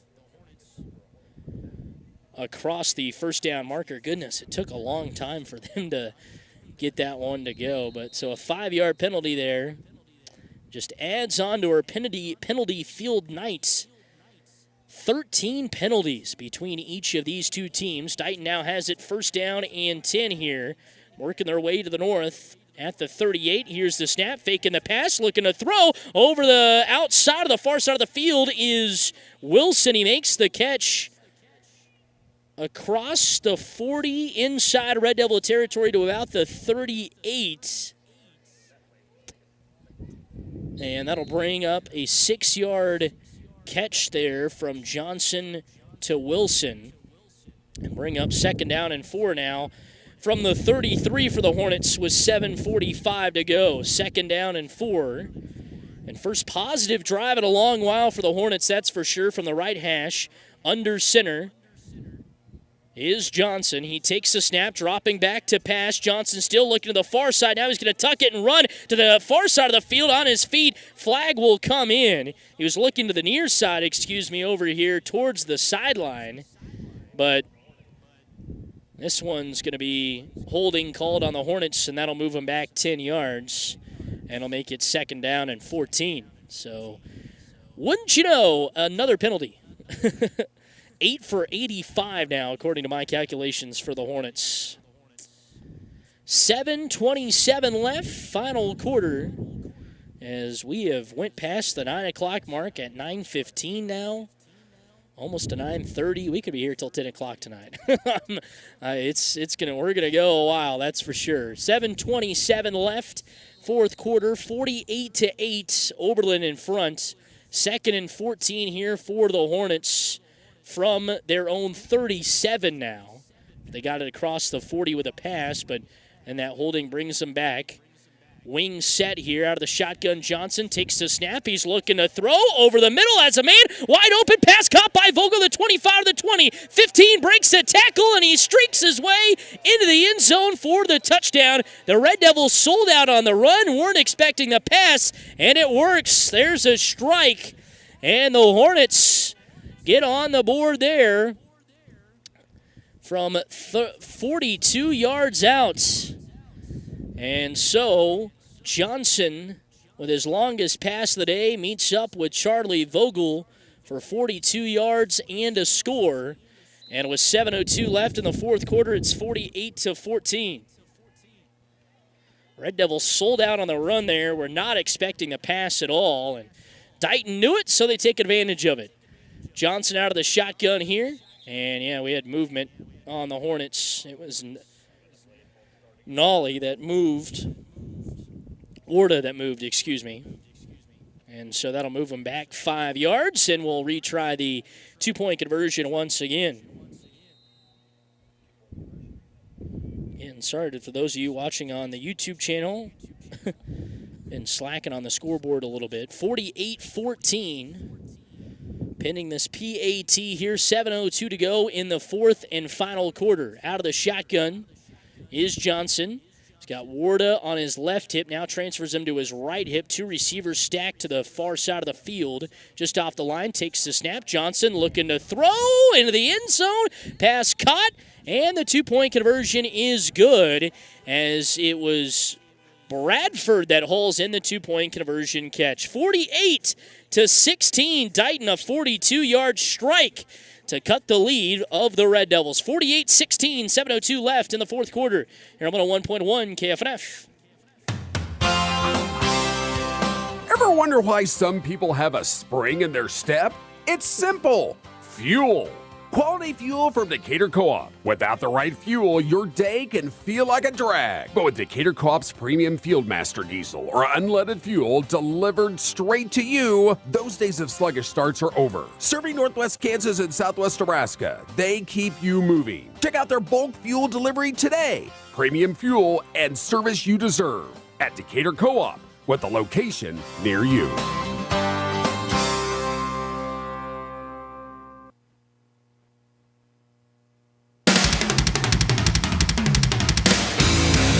Red Devil Athletics on today's best country, 101.1 KFNF.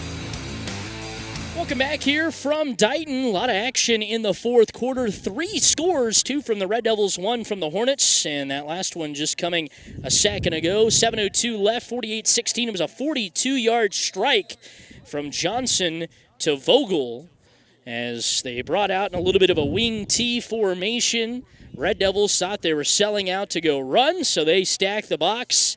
And Vogel slipped behind the defense wide open for a touchdown. Broke a nice tackle on the way.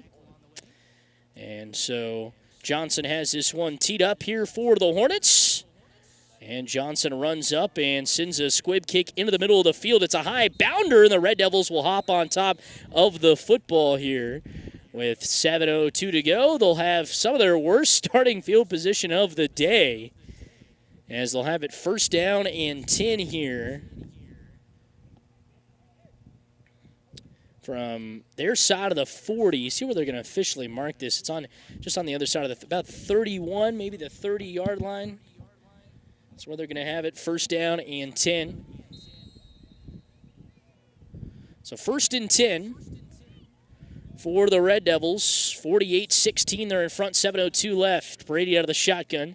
Got Patton Gall on his right hip. One receiver to the far side. Sends a man in motion right to left across the line. Takes the snap, hands it off. Patton Gall trying to find a crease. He does. Still on his feet. Carrying defenders with him for a good 8 yards as he makes his way, maybe 8 or 9 yards as he makes his way close to the first down marker and brings up second down and short as we tick under 7 minutes to go. 6:47 left here in quarter number 4. And if you're the Red Devils, you're looking to just keep this thing with you, not have to give it back, play defense again, and they're saying second down, an 8-yard pickup. So second down and 2. 24 carries for Josiah, 124 yards and 2 touchdowns. Brady out of the shotgun, got Josiah on his right hip. Willoughby, the receiver, flexed out to the near side here. Takes the snap, hands it off. Josiah off the left side. Powers his way, still on his feet before he's finally wrapped up and brought down right at the sticks. We'll see if they're going to give him the first down. And they're still waiting for it here. Do we have a flag on the play? We did.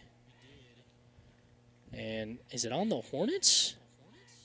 Because the Red Devils started backing up. Yeah, so holding again. Wouldn't you know? Holding on the Red Devils.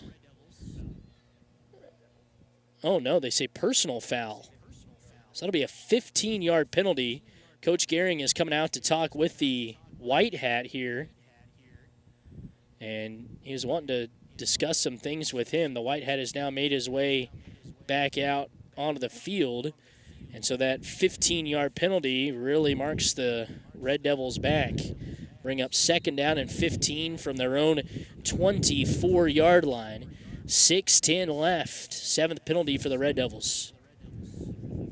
6:10 to go. Red Devils with a football. Gage goes in motion, right to left across the line. Brady out of the shotgun. Got a man on his hip, Patton Gall. To the right. Brady barking out the signals, takes the snap. Brady hands it off to Caden Sowers. Sowers trucks a defender, moves a defender out of the way, and makes his way back up across the original first down line of scrimmage. And so he will bring up third down and manageable here for the Red. Third and long, but from where you were sitting, it's third and manageable. So it'll bring up third down and 9, is what they say, after the pickup of 6 there. It was a little jet sweep. They ran that play earlier to Caden. This time it picks up 6. Red Devils with the football, third down and 9 from their own 31.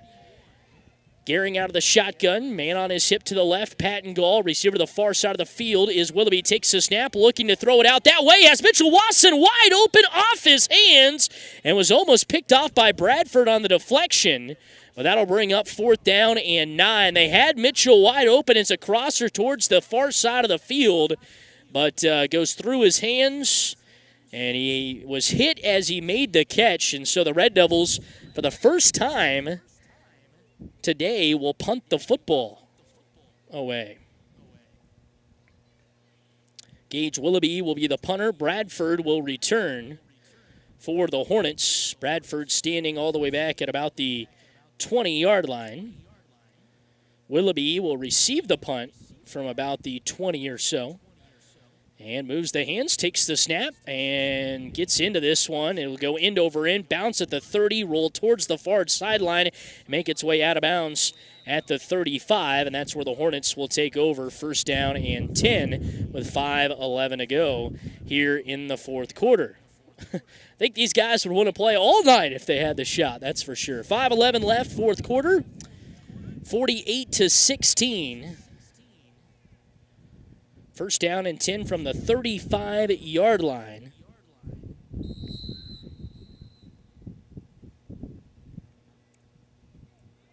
Dighton back with the football after the Oberlin punt. Johnson out of the shotgun here. He's got a little bit of a man on either side of his hip. Takes the snap, dropping back to pass. Johnson looking to throw over the middle, and it's almost picked off. Diving in the middle of the field, trying to come up with the interception, Caden Sowers. The Red Devils have had 3 or 4 chances for an interception, and Christian Smith-Titus had an interception, and they blew the play dead. And have to talk to Coach Gehring on after the game and ask why that play got blown dead. I still don't understand why it got blown dead, but and they picked up the flag. Second down and 10 now for the Hornets.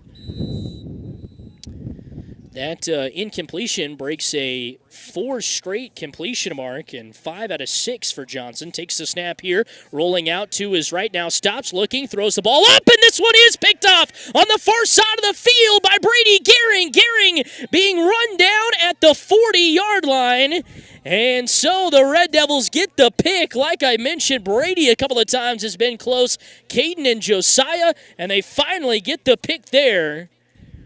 And so Oberlin will have it with 4:58 left in the fourth quarter. First down and 10 from right at the 40-yard line, maybe the 39 of the Hornets. So turnover number 3 on the day for the Hornets, who had played pretty clean since a fumble earlier in the game, but 4:58 left in the fourth. Oberlin with the football. First down and 10 from the 39-yard line of the Hornets. Brady out of the shotgun. Josiah on his left hip. Takes the snap. Hands it off to Josiah. Josiah finds his crease. Still on his feet at the 35. Making his way to the 25 before he's finally wrapped up and brought down inside the 20 at about the 30-yard line. Inside the 30, I should say, almost to the 25. And so a big pickup moves the sticks. 39 to the 27, pickup of 12 there for Josiah on his 25th carry of the contest. 48-16, Oberlin with a football. First down and 10 for the Red Devils from the 27. A score here wins it for the Red Devils. Brady out of the shotgun again. He's got Willoughby all the way to the far side of the field as a receiver. Pattengall on his left hip. Takes the snap, high snap, fakes the handoff. Brady, the QB keeper to the outside. He's at the 20, 15 to the 10 to the 5. He's all the way in. Brady Gehring, a 27-yard score that wins it for the Red Devils.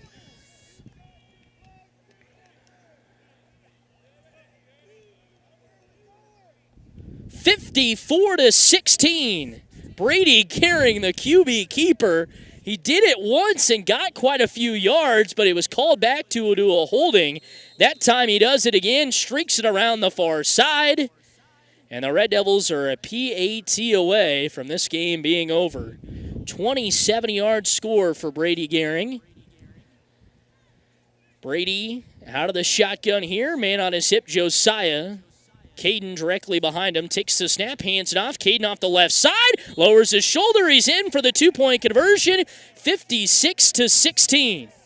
Oberlin out in front here, and again, I marked and ruined that one, but Oberlin and Dighton still going to play this. play it out because it is not a 40-point game. Goodness, Sam. 56-16, 4:15 left in the fourth quarter. We'll take a break. Come back with the rest here on 101.1 KFNF. Decatur County Beef in Oberlin, Kansas wants to do business with the local farmers. They need high moisture corn, silage, and hay now, and dry corn now through October. Decatur County Beef offers very competitive prices, always looking for good help. Give Decatur County Beef a call. You'll be glad you did. That's Decatur County Beef, just north of Oberlin on Highway 83.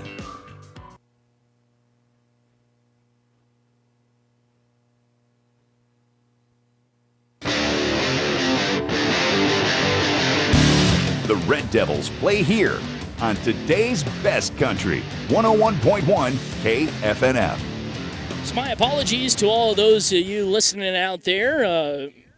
Made the call sound like Brady just won the game via the point differential for the Red Devils there, but still just a 40-point game now at 56-16. Brady Garion with a 27-yard scamper around the far side. Faking the handoff. Gage Willoughby will boot this one away. Gage sends a end-over-end spinner that Bradford will take right at the 5. Bradford racing it up the middle of the field. He's got a crease at the 20 to the 25, but the ball pops out. It's on the turf, and the Red Devils have it. Oh, my goodness. Another turnover for the Hornets. Interception on their last drive. They fumble the kickoff return there. And it's turnover number 4 of the day for the Hornets. Didn't see who came up with the ball there. But the Red Devils will have it again with 4:06 to go in the fourth quarter. So Brady Gehring, last time out there at the 27, faked the handoff to Josiah, scampered around the outside. Like I mentioned, had that play work for him a little bit earlier in the game, but it was called back due to a hold, and that time it works perfectly for 27 yards and a score. Brady out of the shotgun here. Sowers directly behind him. Pattengall off his left hip. Takes the snap. Hands it off to Sowers. Lowers his shoulder as he's met at the line of scrimmage. And pushed backwards for just about a yard gain. Maybe 2 there from Caden. Caden, who was quiet on the running side of things last week, has now 8 carries for a total of 34 yards today. Josiah, 25 carries for 136 and a couple of scores. Brady, 8 of 11 passing for 71 and a couple of scores. Brady out of the shotgun here, takes the snap, pitch option, gives it out to Josiah. Josiah still on his feet to the 25 to the 20, 15 to the 10 before he's wrapped up right at the 10-yard line on the near side and pushed out of bounds. But a great scamper there for Josiah Pattengall to set up the Red Devils this time for a chance to win. First down and goal from the 10-yard line. And so they're going to say first and goal on the Hornets' 10-yard line. Pickup of 22 there from Josiah on the option. Out to him. Brady did a perfect job pitching it to him there. First down and goal for the Red Devils from the 10. Brady out of the shotgun. 2 receivers to the near side. Sowers and Willoughby. Pattengall on his right hip. 4 down linemen. Brady takes the snap at the chest. Barely gets it handed off to Josiah, who races it up the middle of that snap. There from Caden, went through his hands and bounced off his face mask, but Brady was able to keep it in his hands and get it off to Josiah before Josiah missed him. It's all about timing of that handoff. That'll bring up 2nd and 8. So 2nd down and 8 for the Red Devils. 2:58 left here in the fourth quarter. A score here wins the game. And I truly mean it this time. The arithmetic in the brain, not very good. So apologize about that on that last score. 56-16 here. The snap, Brady with a QB pit with the pitch to Mitchell Wasson, and he was blown up right away. All the way back at the 12 is where they're going to have the forward progress, as they knew that play was coming. And so that moves it back a little bit here. 4-yard loss. As Mitchell Wasson tried to get him involved a couple of times. Had a ball go through his hands that time on the pitch to him. He just got blown up as the Hornets knew that play was coming. They say from the 11, so just a 3-yard loss. 1:58 left here in the fourth quarter. Brady out of the shotgun, sends a man in motion, Sowers right to left across the line. Brady takes the snap, hands it off to Josiah, finds a crease, but gets out just across the 10. Still on his feet, carrying defenders with him. I thought he was down, but he was able to pop up, keep his knees off the ground, and was able to carry defenders with him inside the 10. What a carry right there. Pick up a 5 yards for Josiah Pattingall when he really should only had about 3 or 2, if that.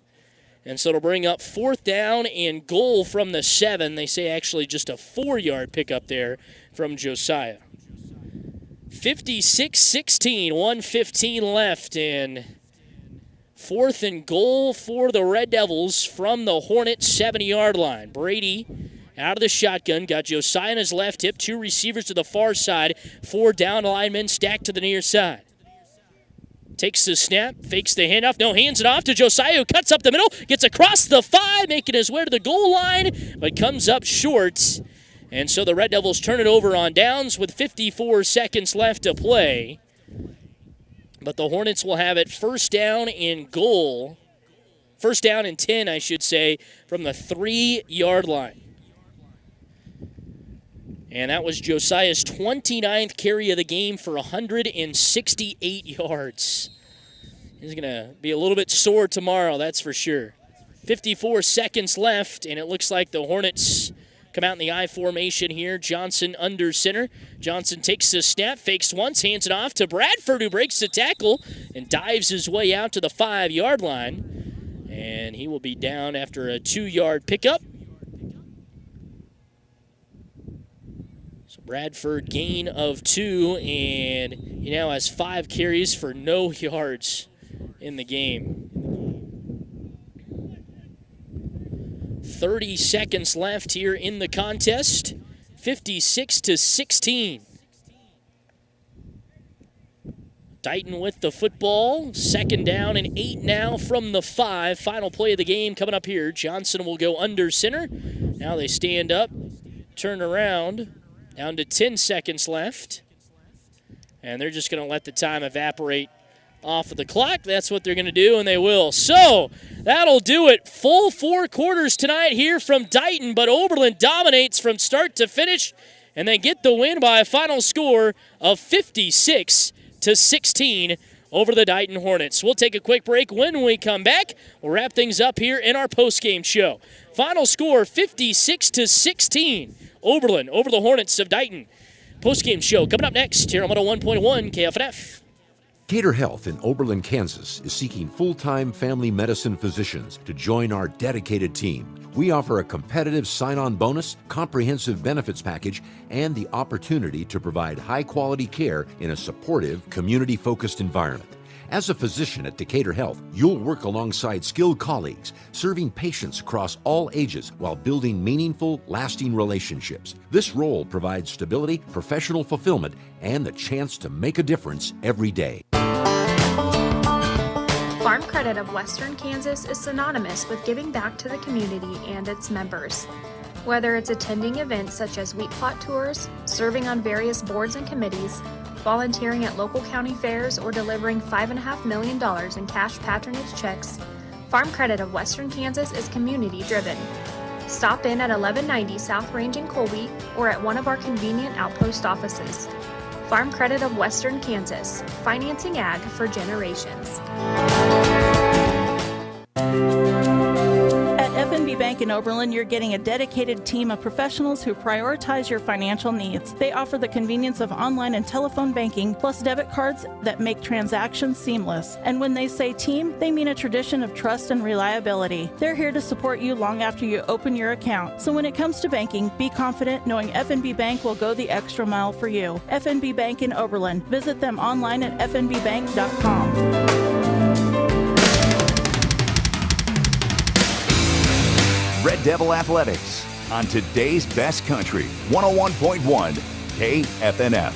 Welcome back here from Dighton, where the Red Devils winners tonight, 56-16 over the Hornets as they dominate from start to finish. Hornets with a quick score in the on their second drive of the game. And then from there, Oberlin dominate. The Hornets put up one score in the fourth quarter. But a 4 full quarter game here tonight for the Red Devils. They get the job done, though, 56-16, in control pretty much from the get-go. All right, let's take you through our scoring summary. Starting with Oberlin, they got things going on the scoring side of things with 9:04 to go in the first quarter on a Josiah Pattengall 3-yard touchdown run. The 2-point conversion run would be good from Caden Sowers, and Oberlin would lead 8-0.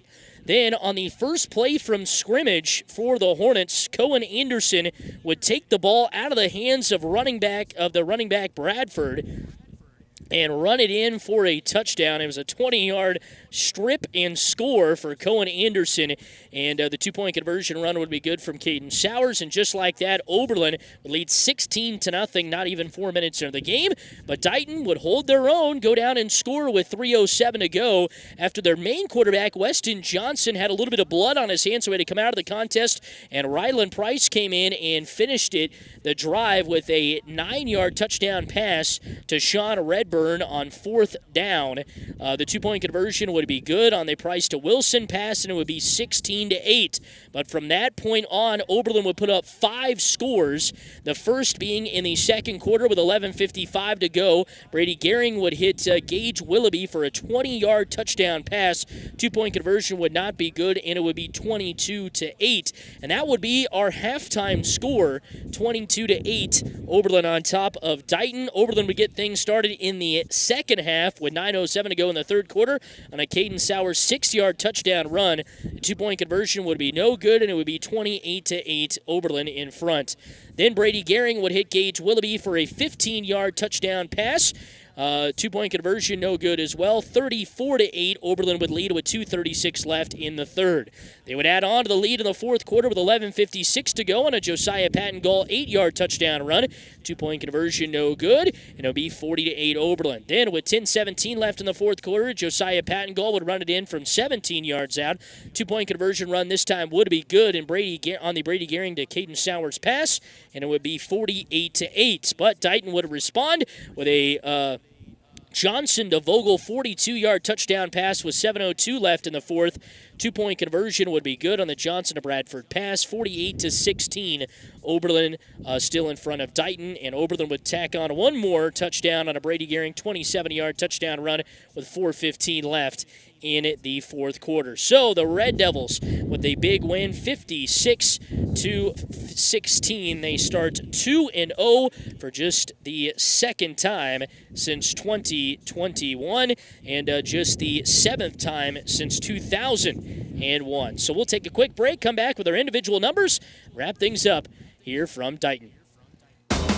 Insurance, it seems like you can never have enough. And when it comes to peace of mind, it's good to have the right insurance in place. Redrickson Insurance Agency in Oberlin can help you do just that. Redricksons can help with supplemental insurance for your home, farm, business, auto, and yes, even your crop. Redricksons will help you find the best plan from the best companies. Insurance, get the best from Frederickson Insurance Agency next to the Landmark in downtown Oberlin, 785-475-3883.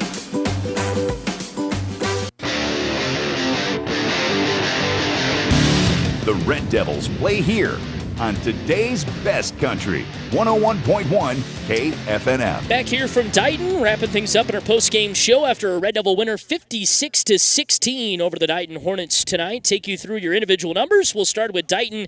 Austin Bradford finishes with 5 carries for 0 yards. Sean Redburn finishes with 2 carries for 9 yards. Weston Johnson, 26 times he carried the ball tonight for 52 yards. And 1 carry tonight from Aiden Warda for -2 yards. Weston Johnson throwing the ball 8 of 15 for 98 yards, did have a touchdown and an interception. Also throwing the ball tonight, Rylan Price on that one drive at the beginning of the game, 1 for 1 for 9 yards and a touchdown. Connor Wilson, 5 receptions for 44 yards. Charlie Vogel, 2 receptions for 47 yards. Sean Redburn, 1 reception for 9 yards, and Eden Warda, 1 reception for 70 yards as well. Individually for Oberlin, Josiah Pattengall, 29 9 carries for 168 yards and 2 touchdowns. Brady Gehring, 1 carry for 27 yards and a touchdown. Caden Sowers, 8 carries for 34 yards and a touchdown. Brady Gehring throwing the ball 9 of 12 for 68 yards and a couple of touchdowns. Gage Willoughby, 3 receptions, 41 yards and 2 scores. Caden Sowers, 4 receptions and 28 yards for him. Josiah Pattengold, 1 reception for 2 yards. Mitchell Wasson, 1 reception for -3 yards. Team-wise tonight, Dighton finishes with 59 yards on the ground, 107 through the air for a total of 166. They commit 4 turnovers, have 8 penalties for 85 yards. Oberlin, 229 yards on the ground, 68 through the air for a total of 297.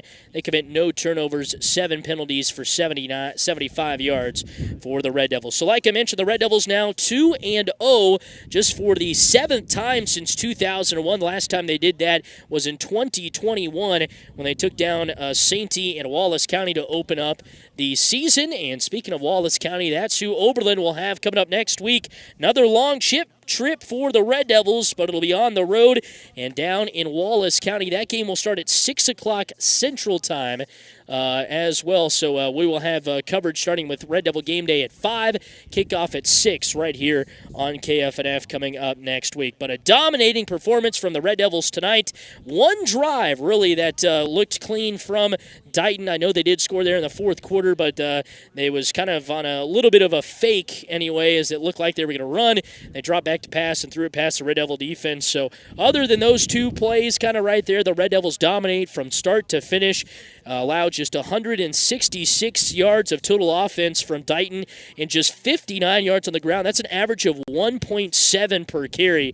Kyle Breath has got to love that, that's for sure. So the Red Devils, with the win, improved to 2-0. And once again, we will be back on the airwaves coming up next week when the Red Devils will battle it out with the Wallace County Wildcats. They're from Wallace County in Sharon Springs. We'll be on the air with a Red Devil Game Day at 5 and then kick off at 6 o'clock approximately. I think that's right. I think it's going to be at 6 o'clock our time. So that'll wrap things up here from Dighton. The Red Devils dominate the Hornets and get the win to start 2-0 with a 56-16 thrashing of the Hornets. I'm Sam Knoll signing off, saying so long and good night here from Dighton.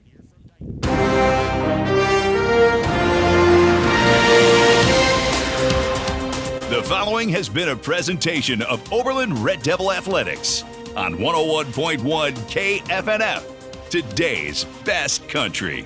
To listen back and watch tonight's game, visit our website and click on the Sports tab. Then, KFNF live video streams. For an upcoming broadcast schedule, visit our website, highplainsradio.net, and click on the Media tab. Then, Sports Broadcast Schedule.